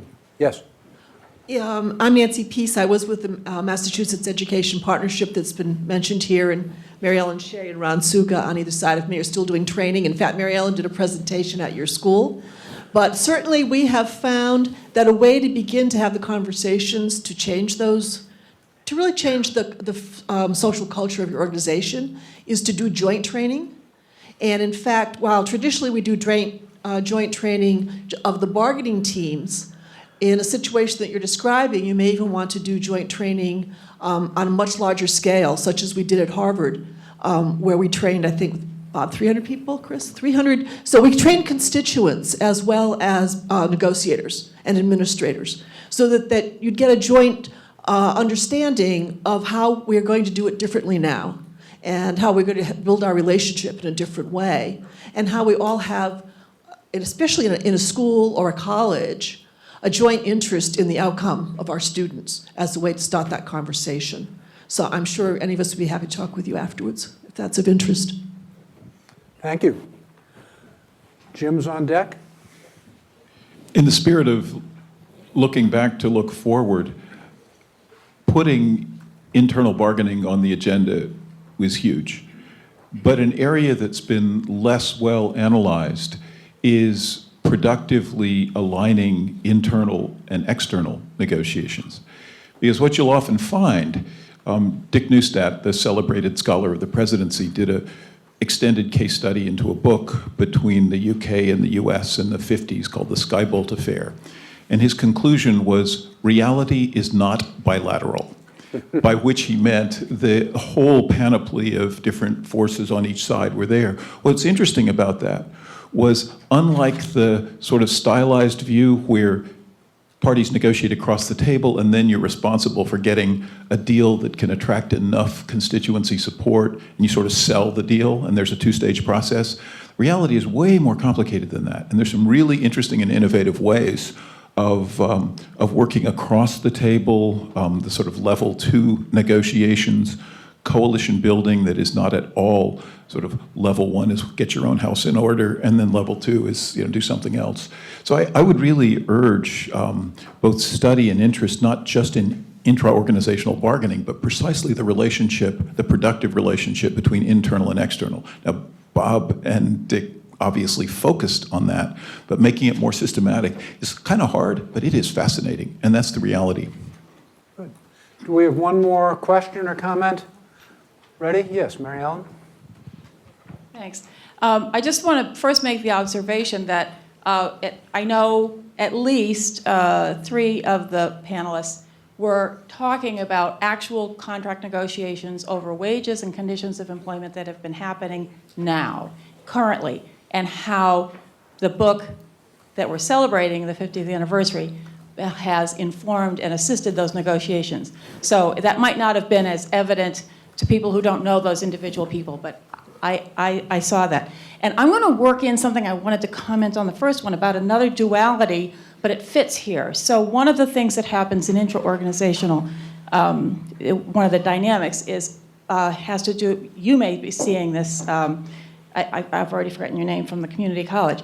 You have the internal problem of trust or lack of trust, And then one of the dualities that arises, and I was thinking of this when Jim talked, is that there are negotiators who will confer on an issue that it's distributive or integrative. So, for example, I have a lot of experience with parties saying, "Oh, we can't do money in interest-based bargaining because money won't work. It's, that's distributive. It can't be done integrative." So that's another duality, simply identifying an issue as having that characteristic and not being something that can conform to another model. And then I don't know whether it's a duality, but it's the dynamic, the internal dynamic of how can we engage in a process when we simply don't trust the other side. One of my training things is you don't have to trust the other side. You have to trust the process. If you can find a process you can trust and handle, then trust that. Maybe you'll eventually trust each other. Thank you. Thank you. Be interesting at the break. We'd love feedback, but there have been a lot of voices heard so far, and that is exactly what we were looking for. And I don't know if you're doing punctuation here, but we have as many questions as we have assertions, and that's exactly what we were looking for. Now we're looking for Max Bazerman. And Max, you have to cue me. I think you may have reallocated your times in some way. Am I correct on that? We'll do whatever you need us to do. Can we go now? I think so. All right. I think so. But Max, so I can be helpful. He's plane landed, so maybe he'll walk in. Okay, and we'll get him on in any event whenever it is. So actually, we'll have them each come down one at a time, or? Yeah. We're going to be kind of fast-moving here. All right, first of all, with me is Harry Katz, acting provost at Cornell, who has written a lot with Bob and was on the faculty with him. Deepak Malhotra, who's my colleague at the Harvard Business School. Gene Brett, who's the creator of the Dispute Resolution Research Center at Northwestern. Keith Runyon, his plane did land. We don't know whether we'll see him in time for the session or not. But in a competitive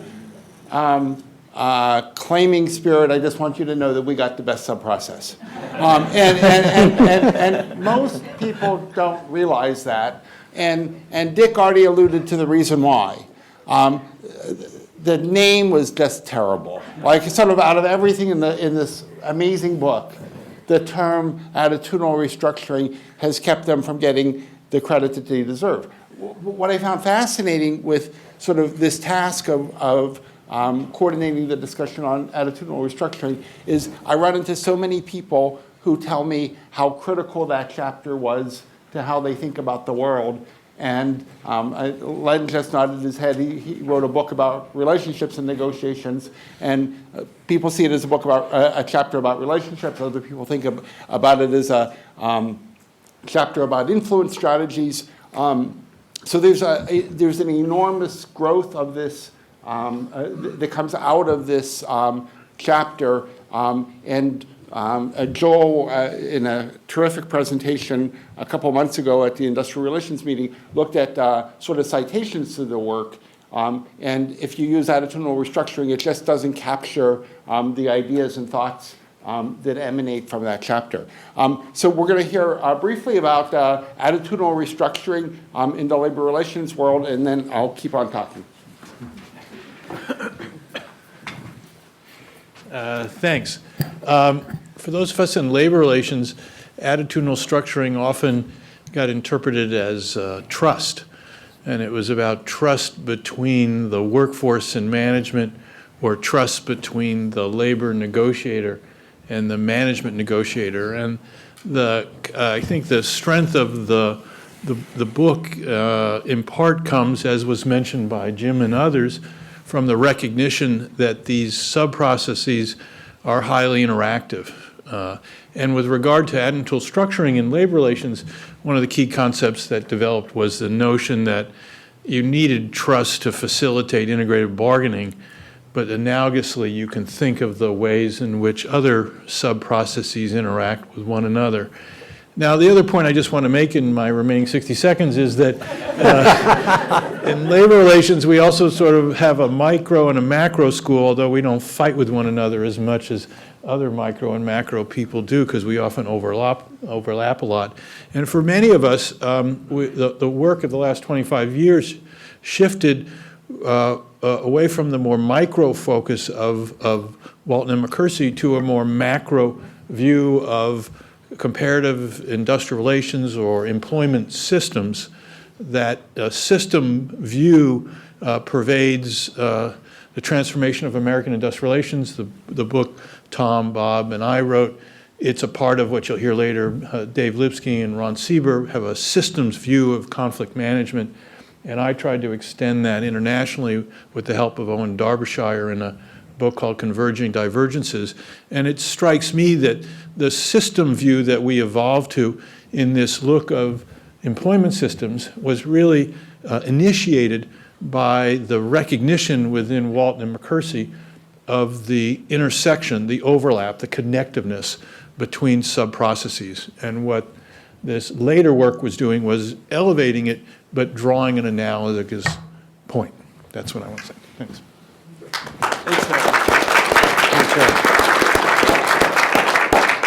So one of the most influential books in the broad area of negotiations is Robert Cialdini's book called Influence.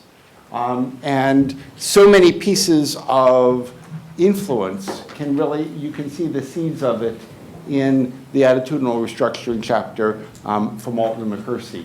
And Cialdini's work is enormously influential across so many different domains. Deepak Malhotra has written about influence strategies in negotiations, very much inspired by the Walton McCursey work. He's also the creator of a PowerPoint packet that is well used throughout the faculty around here that really sort of highlights the power of influence and attitudinal restructuring. And he's going to talk a little bit about some of the specifics.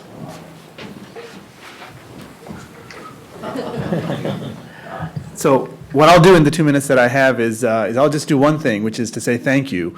But I'll say it in 3 different ways. So first, explicitly, thank you, Bob and Dick, for the work that you did, not only in the work you presented 50 years ago, but in all the years since. It's really had an influence on many, many people. And I think that gratitude extends to all of the other folks here who've been working on negotiations from which many of us have benefited. The second way in which I'll thank you is by touching on something Max just started talking about, which is the extensions of the work on attitudinal structuring that have taken place. Much of the work that you were discussing in your book was about the attitudes people hold towards other parties, especially the parties on the other side of the table, but also more broadly. In one way, the things that have extended from that is the attitudes themselves have gone through many more dimensions. So it's not just about cooperative, competitive, collusion or not, but to thinking about what kind of attitudes negotiators hold along the dimensions of, is the person I'm dealing with competent or incompetent? Are they strong or are they weak? And that can have a huge influence on where you end up, the kinds of attitudes they hold towards you. The other ways in which it's changed is that it's not just the attitudes that negotiators have towards the other parties, it's also about the attitudes negotiators have to the negotiation itself. Is this a big deal or is this a small deal? Is this peripheral or central to what we're trying to do in our lives? Is this a transaction that's, that we're trying to get through today, or is this a long-term strategic partnership? And a third place where the attitudes matter a lot and has been explored more is where Max was going, which is the attitudes people hold towards the proposals themselves, the deals that are being put on the table themselves.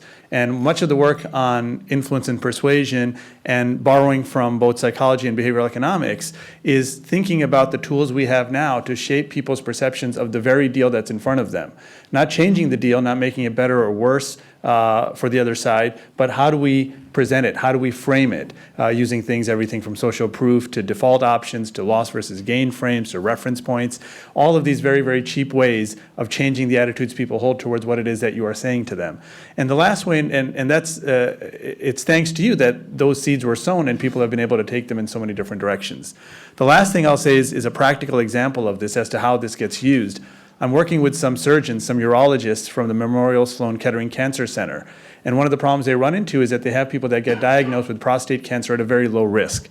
And for them, all of the data suggests that what you don't want to do is rush into surgery or radiation. You're better off with alternatives, which are less invasive and have fewer morbidities and quality of life issues. And as they struggle with how to have better conversations with their patients, to encourage them to do the things that's actually better for them, not only for longevity of life, but also quality of life. You can think about working through the hospital system, insurance systems. You can do very many costly things to solve the problem. And what they've found a way to do, and this is early stages of the work, is basically all attitudinal structuring. How do we change the conversation in the room with the patients so that they are thinking differently about the doctor, that they're thinking differently about the diagnosis, that they're thinking differently about the data being presented to them, and they're thinking differently about the proposals we are sharing with them about their options. And not only is this a no-cost intervention, it's actually a negative cost intervention, because the conversations that were taking an hour and leading to bad results are now taking about 35 or 40 minutes and leading to better results without having to involve 50 other institutions, parties, et cetera. And again, this is a credit to the work that you did, and many others have done, of course, as well, on thinking about attitudes and how they can be restructured. And I'll just say one last thing as I walk away. A lot of people are giving you a lot of grief about the words you came up with. I think that's it's a bit overblown. I think they're perfectly accurate words, and I think there's room for many other words as well, but thank you for what you did.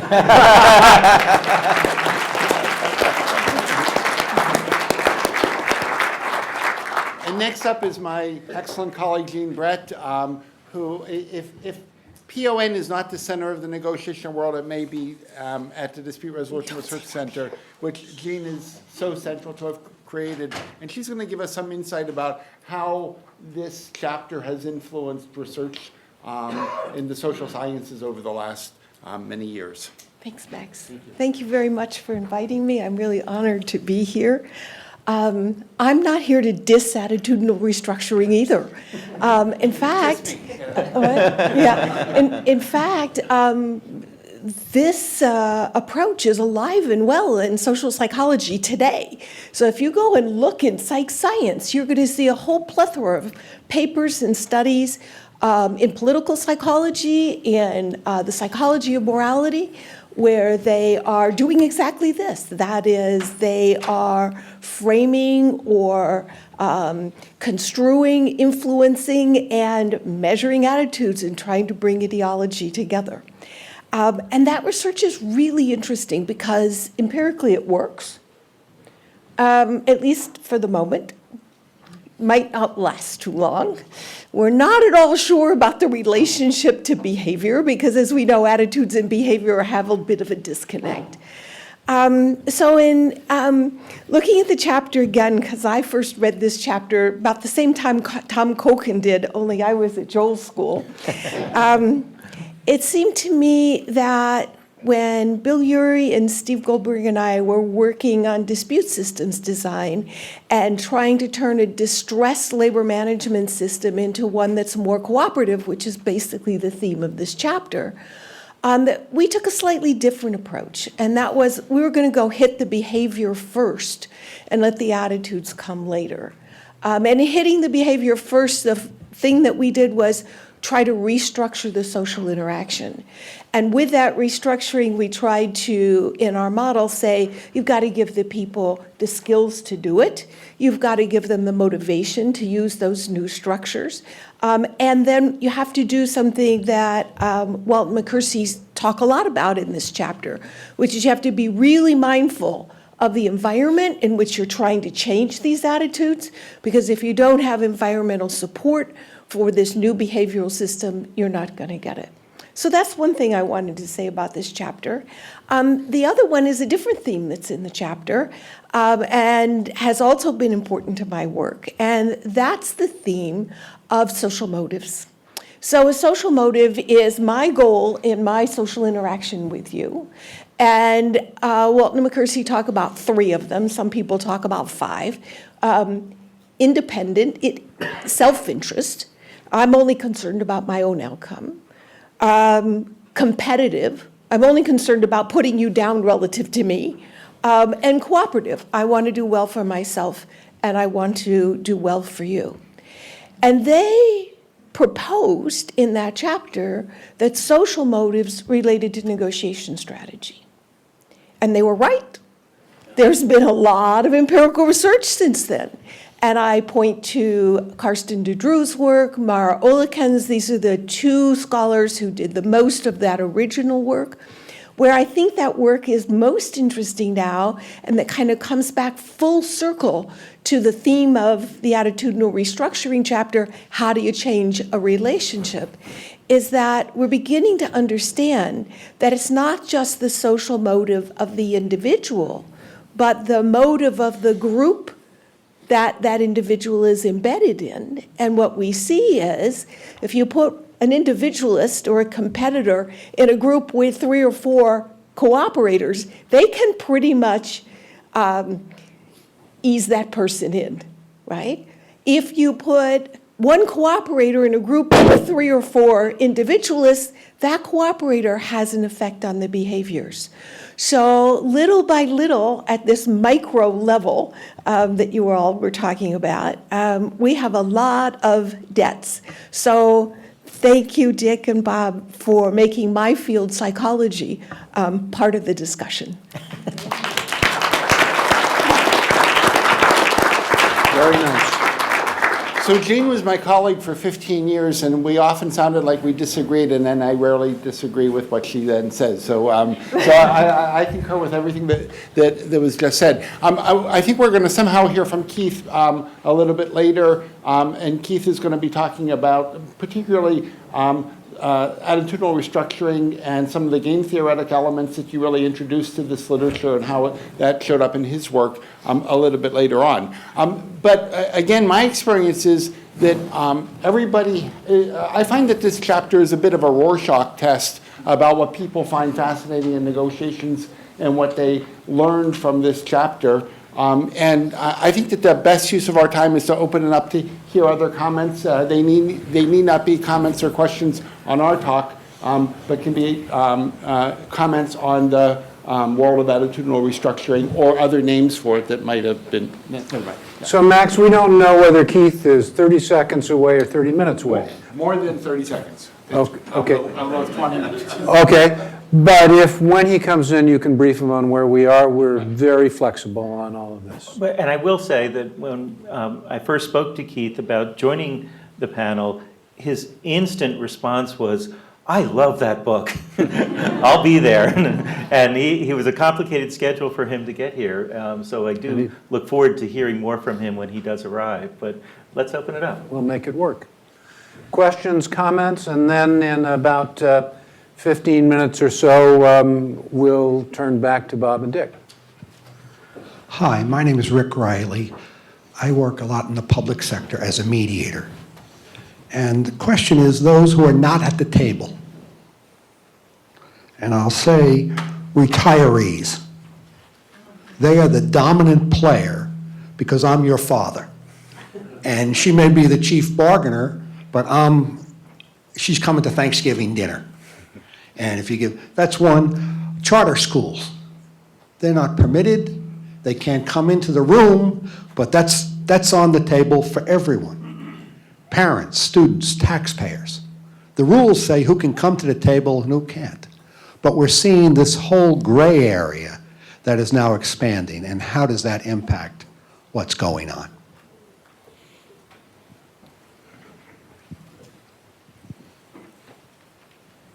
And we can have somebody on deck if there's somebody who wants to come in after Jody. Okay. So I really liked in this panel this recognition of the loop between attitudes and behavior, and heard it in Jean's work around attitudes and behavior, and Deepak's, the relating and the communicating. And when those are so intertwined and you're trying to do an intervention, actually transform that relational dynamic for a better performance outcome, which I think is key in attitudinal structuring, I basically want to just pose the question that came up here is, where do you intervene? Do you intervene in the communication patterns or the behaviors, or do you intervene somehow in the underlying relationships? And one thing I hear from practitioners in the field who are using the relational coordination kind of methodology for organizational change is, well, if there's a basic lack of respect, that's the first thing that you've got to put on the table, because nothing else can move forward without that. But I haven't seen any systematic study of when these are so intertwined, attitudes, behavior, communicating, relating, and you want to transform that dynamic, where are the most opportune points of entry? So just to put that on the table. Thank you. Hi, this question is for Bob. And if you could. I'm Andrew Walton, Richard's son. So I've got this may be heresy, but to ignore the art form and experience and sociology behind negotiations, is there a science that's looking at predictive analytics with regard to outcome? Would you be looking at metrics like saying number of people in a group, type of conflict, length of negotiation that would have a predictive look at what the success rate of that negotiation would be? So something that's completely sterile of the emotional side of negotiations. I know that Draper Labs use machine learning algorithms to predict nonlinear outcomes, and this would be a similar type of case. So, Dick, did you put him up to that question? That's right. I don't think in the complex world that Dick and I observed, or what we have maybe observed in the last 50 years, there are answers to this, Andy. I think we have to go, and Max, I want to pass it back to you because you know about bargaining experiments, and there are other people in this room who can control the variables that he's asking about. Are we making headway in understanding how the different design parameters of a negotiation can be connected to outcomes? So I'm ducking the question and passing it to the people who try to be rigorous about the kind of question he's asked. I'll treat that as a nice comment, rigorous as opposed to overly sterile. So, but I think that the answer is yes, but it may not be in the ways that you're describing. So I think that there's a tremendous move in terms of the real world being interested in better metrics. So the use of randomized control trials and true experiments is growing in interest in the real world at levels that we've never seen before. There's always been research in the field, but the whole field of behavioral economics, and many of you know Thinking Fast and Slow and Nudge, this is creating a world where people want causal evidence, and I think that more and more governments, but also corporations, are buying into the logic. If we're going to try out, if we're going to try a new intervention, negotiation or otherwise, that's going to affect 100,000 employees, doesn't it make sense to do a study on 5,000 employees with really good metrics first? And we see that logic pervading government, I think largely as a result of Thinking Fast and Slow and Nudge, that there's a movement toward toward quantification that's at least very sympathetic to your comment, maybe not implemented in the exact same way, but metrics become very, very crucial if you're going to be thinking about field experiments and how are you going to use the basis for that to decide whether to unravel in a broader sense. That said, so often people describe public sector as being behind private sector. My experience in this domain is public sector is way ahead of private sector, where the private sector, if you convince them you have a new idea for how to resolve disputes, they want to skip over testing and jump to implementation as fast as possible, and that's probably a terrible mistake.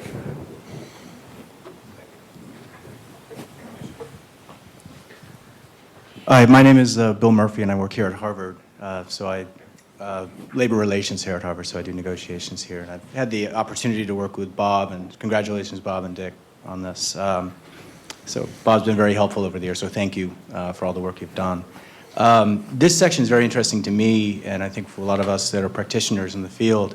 I think any of us who are aspiring to do better negotiations with labor, our social motives is cooperative. I think everyone who is at least aspiring for more will not put themselves in the competitive or self-interested camp, although I think we all know we probably fluctuate between all three. But the key to success of this is an observation and then a question. Organizations on both sides, individuals on both sides aren't always self-aware. We have blind spots. We fancy ourselves cooperative, but we're not. How do we increase self-awareness in the process, or what are some of the tips of that? Because I think we all go in with our bias that we're the side being cooperative. And so if you're not aware of it, if you don't see it, how do we increase that so that we can have healthier negotiations? I'll give a plug to Deepak and Max's book, Negotiation Genius, which has to do with cognitive decision-making biases. And then Bill Urey has a new book called Getting to Yes with Yourself and Other Worthy Opponents. So you might look at that as well. Talk about internal negotiation. It starts right here with our mixed motives, our old, maybe too old memories and so forth. Jim? The two chapters on intra-organizational bargaining are, and I repeat, for me, the gems of your wonderful book. I want to take a concept from that and take it back to the public sector question and attempt to apply it to Kaiser Permanente. Is Deanna Dudley, when she bargains a contract, is she the spokesperson for our 9 million subscribers or patients? In a sense, those of us who do management negotiations are that spokesperson, but it's utterly unrealistic, of course. The parties that you mentioned in the public sector quickly come to mind for me are our patients and our large purchasers. Okay. What we're attempting to do, and it follows the precepts of those two chapters on interorganizational bargaining, is get the patient voice to express itself. It's not far from relationship coordination, but the questions are from small to large. Where do people want dialysis services? At home or at a center? And it goes, of course, to high-priced health care. How do we balance the needs of our employees with the need to be affordable in our markets that we serve, et cetera. The bottom line that I would say is, again, the two chapters talk about resolving conflicts internally, and I would say we're doing it at this point more in what we would traditionally call contract administration, and less so at the table. I look for changes, it's evolving to get to that point too. Albie's hand is up. We'll get a mic. Thank you. Okay. I'm just thinking about that concept that not everything you can count, even though I love all your, charts up here, counts. And some of the things that you can't count do count. And what coming to my mind is a friend, Manu Meyer, a native Hawaiian, and I met she graduated from the Harvard School of Public, got her PhD, the School of Education. She does ho'oponopono, the Hawaiian peacemaking. It usually takes 3 days. They would never have a stranger come. They only have a family member or a good canoe maker or somebody they know. And they eat and they swim and they talk, and everybody has a chance to talk. And we wrote an article together comparing that in the mediation I was trained in mainland, which I couldn't say right, but but anyway, so I asked her, I said, when you have a 3-day-long family mediation, how do you know when it's over? And she thought for a while, and she said, when there's lightness in the air. Now, as soon as she said that, and I mediated in Dorchester, very multicultural community, and lots of long mediations with a lot of people, I knew exactly what she meant, but I had never given it a name, and I don't see any research on lightness in the air, but it does. How many people would say, I know that, when there's lightness in the air? So I just feel like maybe that's some of the stuff. Maybe it can be measured. I don't know, but there's stuff that we don't even ask about because we don't know how to put it into words. So if we could, before we take more hands, we got a recent speaker. Max, I suggest if Bruce if Bruce can ask his question, and then Keith can catch his breath because Perfect. I yeah. accept that as a friendly amendment. Yeah.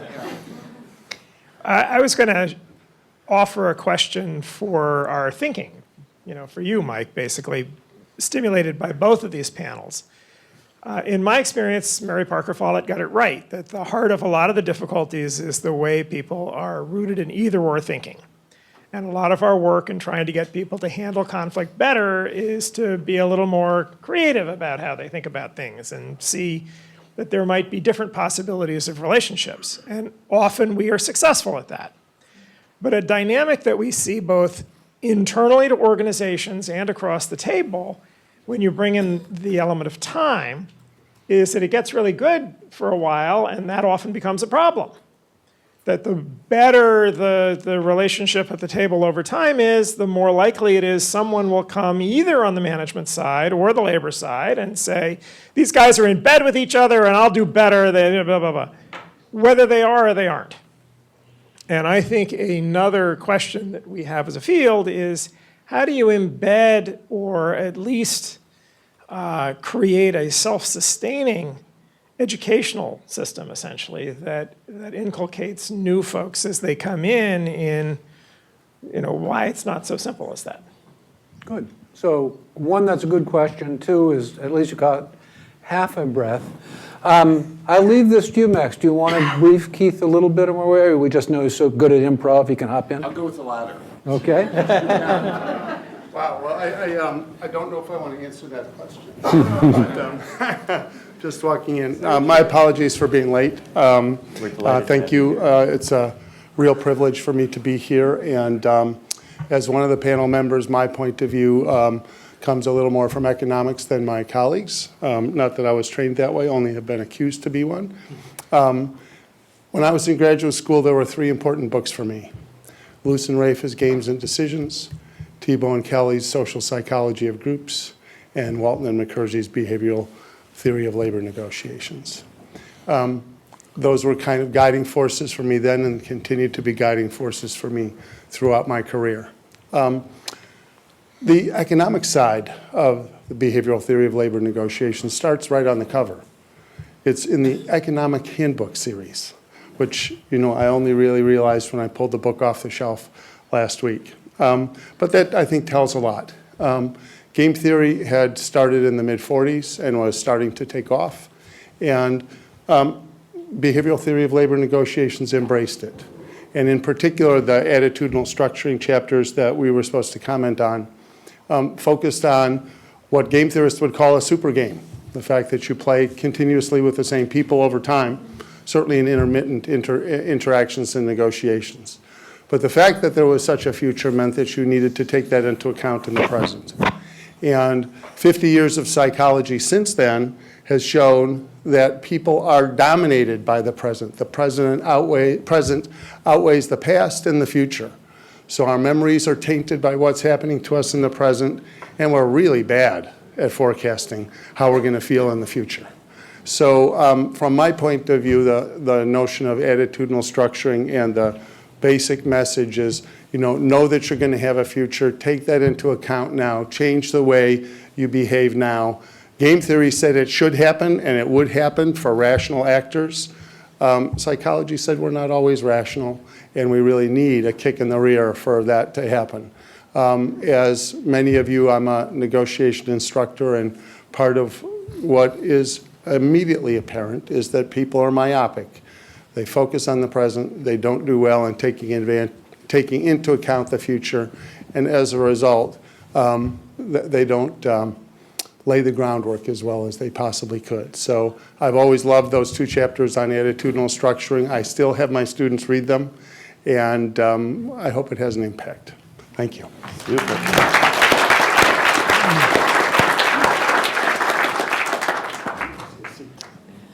Keith, many years ago, I wrote an article called The Need for Prospective Hindsight. And I can't remember anything other than the title. I have no idea what I said.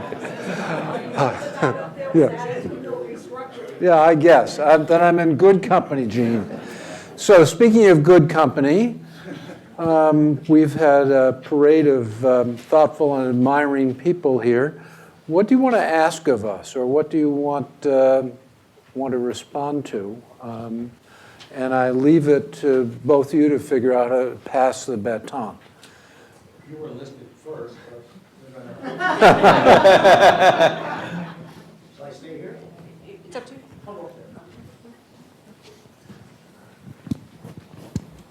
My daughter had the good sense to bring a copy along with the book. Now, in a minute, explain why I want to have the book with me. Anyway, this is really an incredibly special occasion, and there are so many categories of people that, should be thanked. Certainly, Polly Hamlin and the co-organizers here, Joel and Michael, and the whole PON organization. But I've got former students, colleagues, panelists, family, friends, maybe a few enemies. And I'm in a law school, and there's a tradition, I think, in the courts to what's called consolidating cases, right? You consolidate. So I want to consolidate all of the thanks that I should be giving to all those different categories into one motion. Do I hear a motion for a consolidation? Yes. Okay. We have consolidated all of the appropriate appreciations and thank yous. I think it would be helpful for a word or two about how Dick and I got started with this book, because it goes back actually 60 years, if you can put another 10 years before the publication of this book. Dick and I were at Harvard Business School, so it's very appropriate to have this occasion here on the Harvard campus. And we were studying under Dr. Ben Seligman, who taught negotiations from transcripts. I'm not quite sure how he ever got these transcripts from major companies involved in major negotiations, but he would just take us in, kind of event by event, tactic by tactic. And indeed, we dedicated the book to Ben Seligman.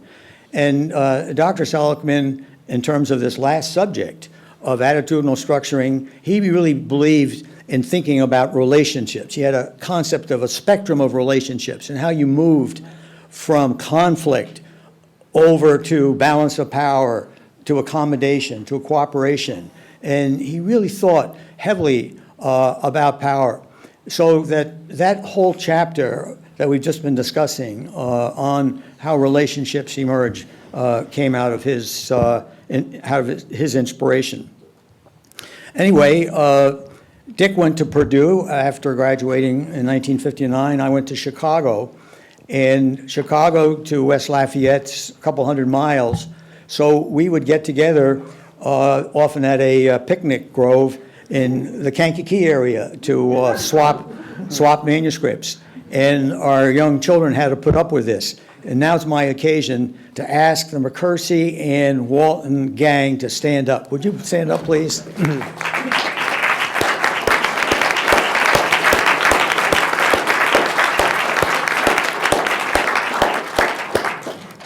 So they put up with, where's Dad? Well, he's off there at that table with Dick, looking at drafts. Anyway, what I want to do just in a few minutes is that the three processes we've talked about, in a sense, connect with me as I've moved from Chicago to Cornell and then to the Sloan School. And we started our work, as I said, separately, but frequently got together.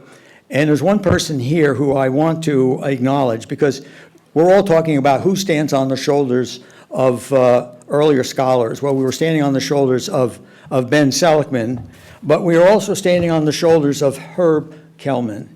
Herb is right here.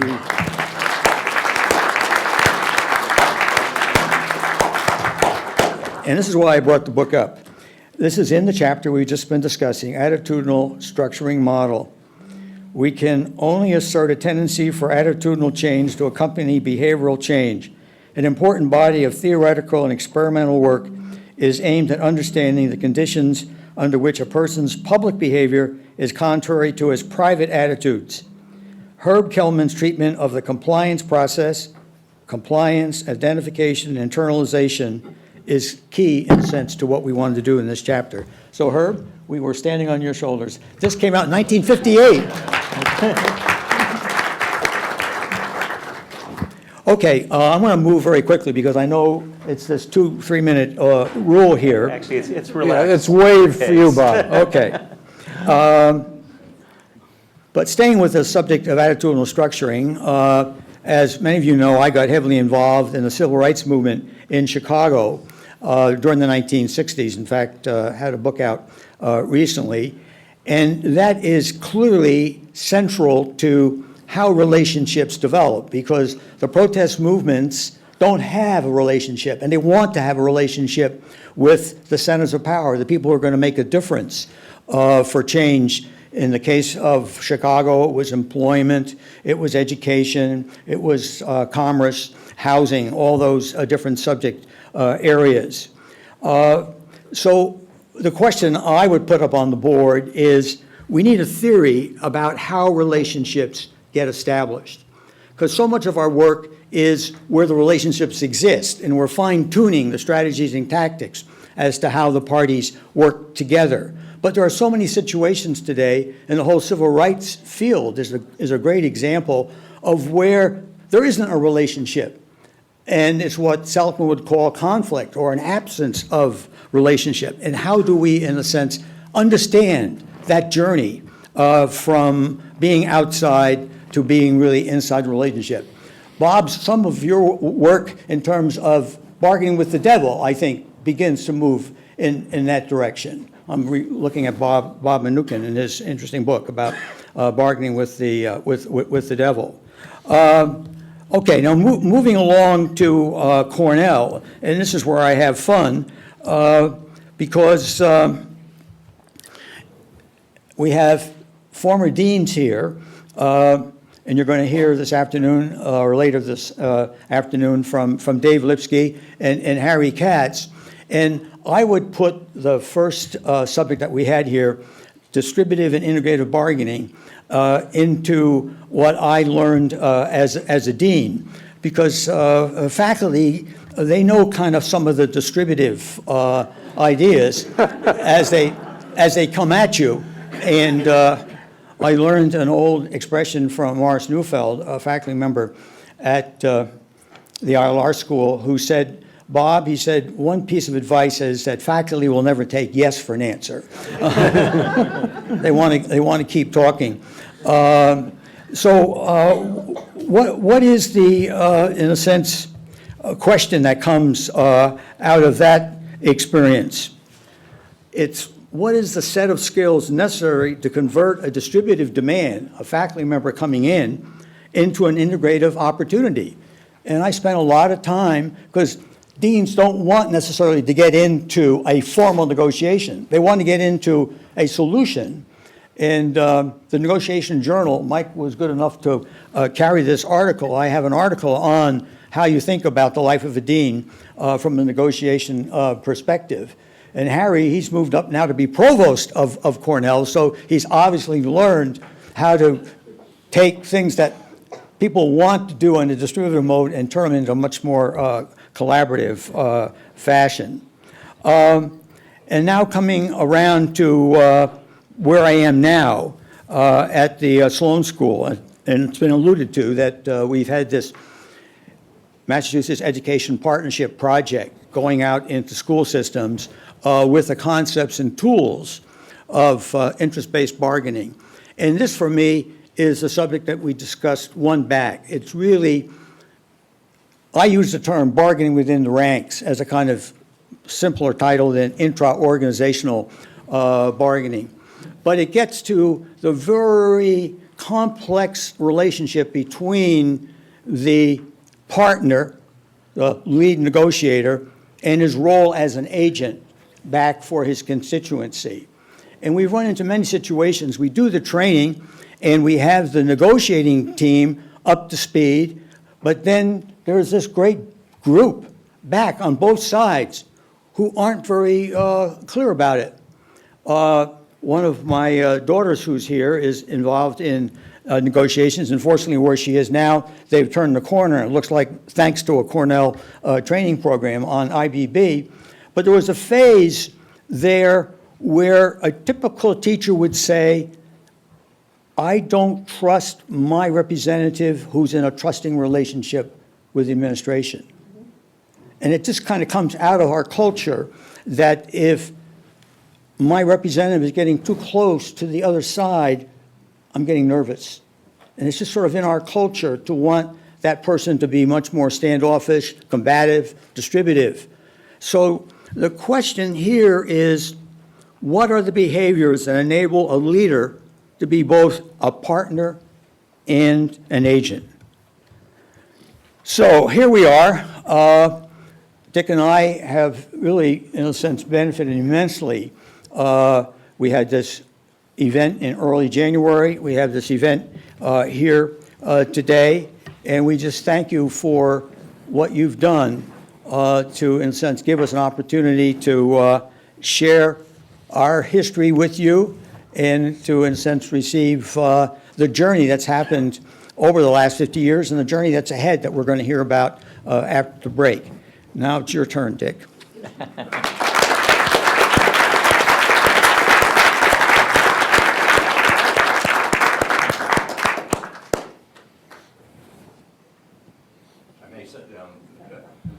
We can get you a mic also, Dick. Well, what I'd like to do is share some concerns. I've been preoccupied the last few weeks with the phenomenon, what I'll call for the moment, expanding systems of conflict. Ferguson, Ukraine, Syria, now Lebanon. Those conflicts are more than two parties, two principles dealing with each other. There are a whole host of actors, but they're all interrelated.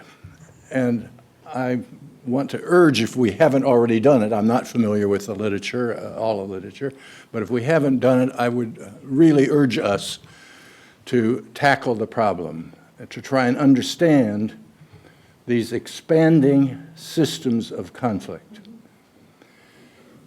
Now,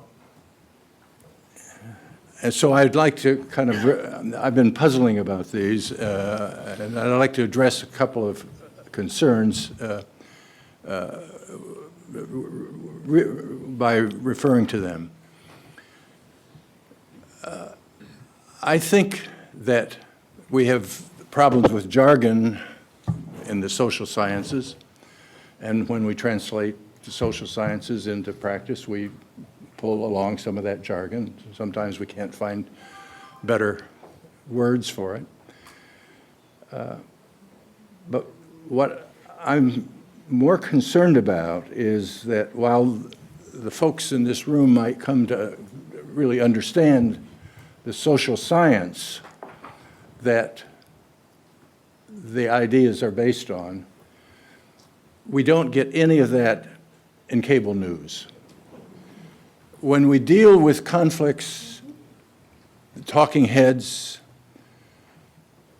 and even substantive experts, that is, in the topic, we get an understanding of the consequences of some action. But we seldom get the kind of understanding of what produced those actions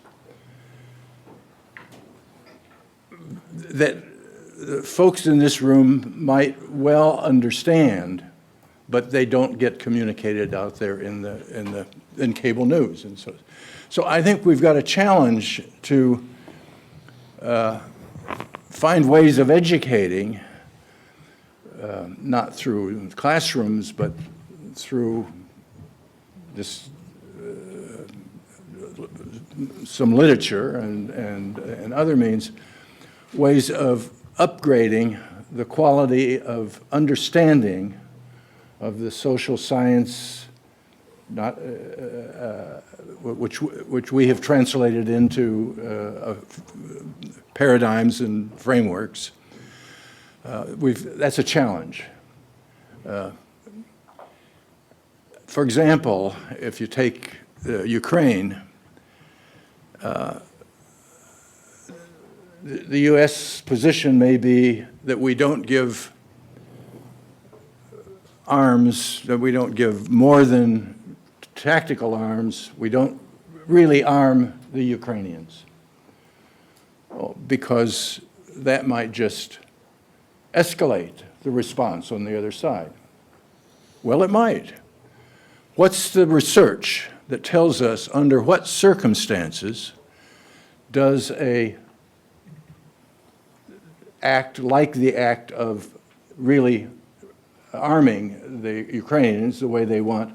What is the research that tells us under what circumstances those do in fact escalate in a way that you didn't intend, and under what circumstances do actions like that lead to de-escalation or lead to some actual favorable response?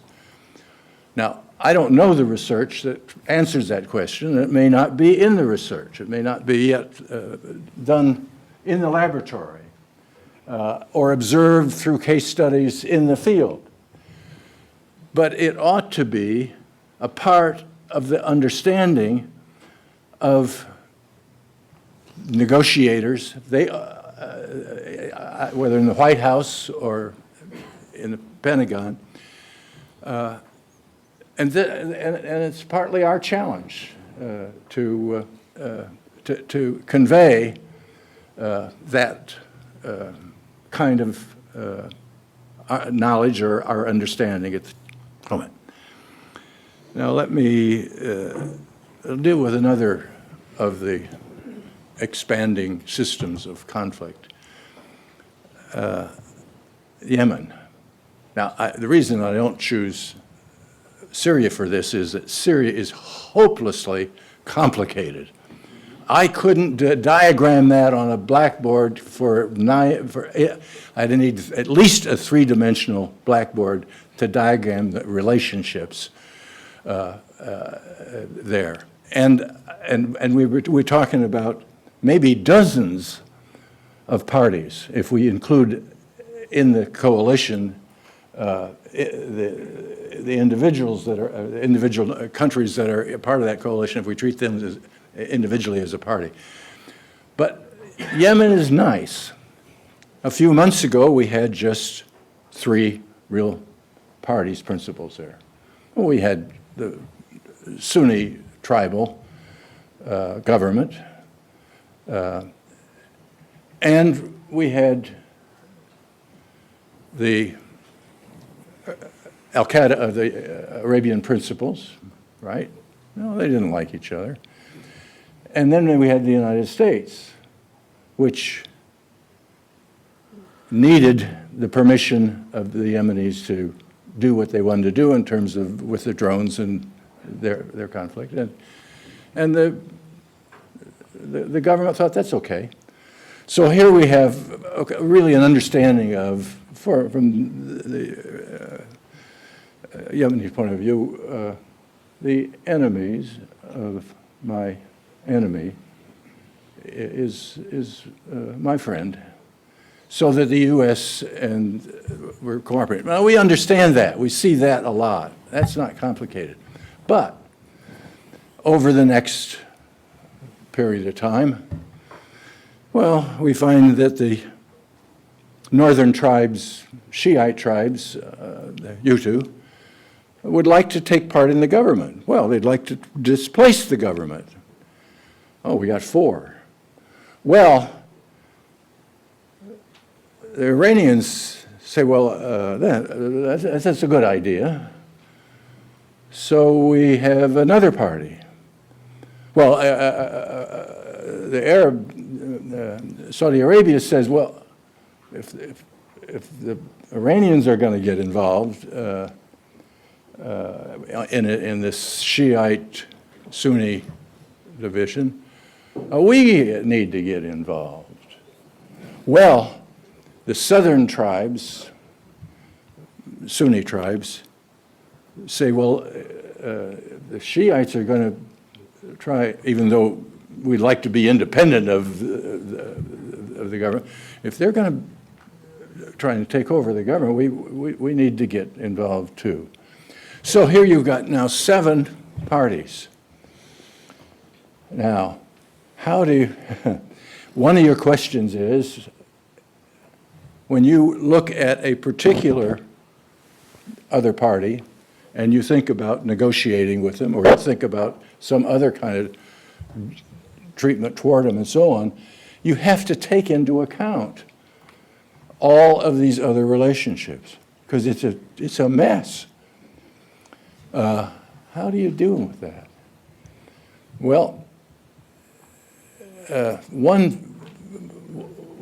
thing that I found that I needed to do in order to begin to understand this is to understand how each of these pairs, put them on a matrix, 7 countries down here, 7 countries there. This way, you're talking about how do you view each of the relationships. Down here, you're talking about how do you view each of the relationships.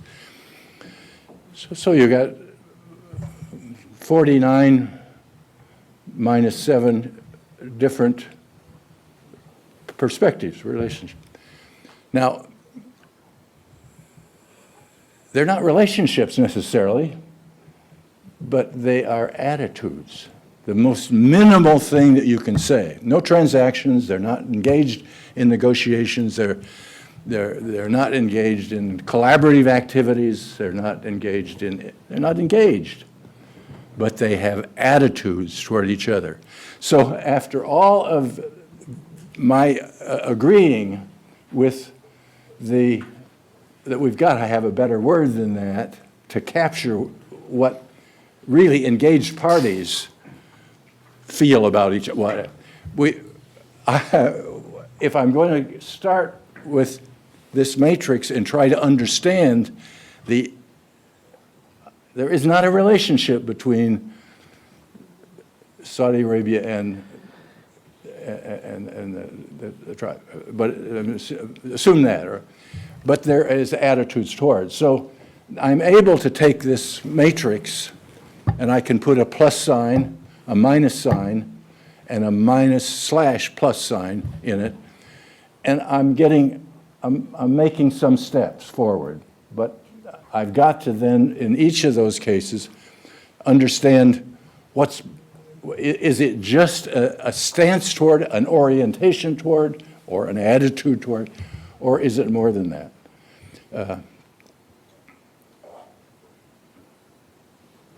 So that's my comment back on the attitudinal structuring. I think we'll have more to say later, and yep. I'm feeling more like sitting down than I am continuing.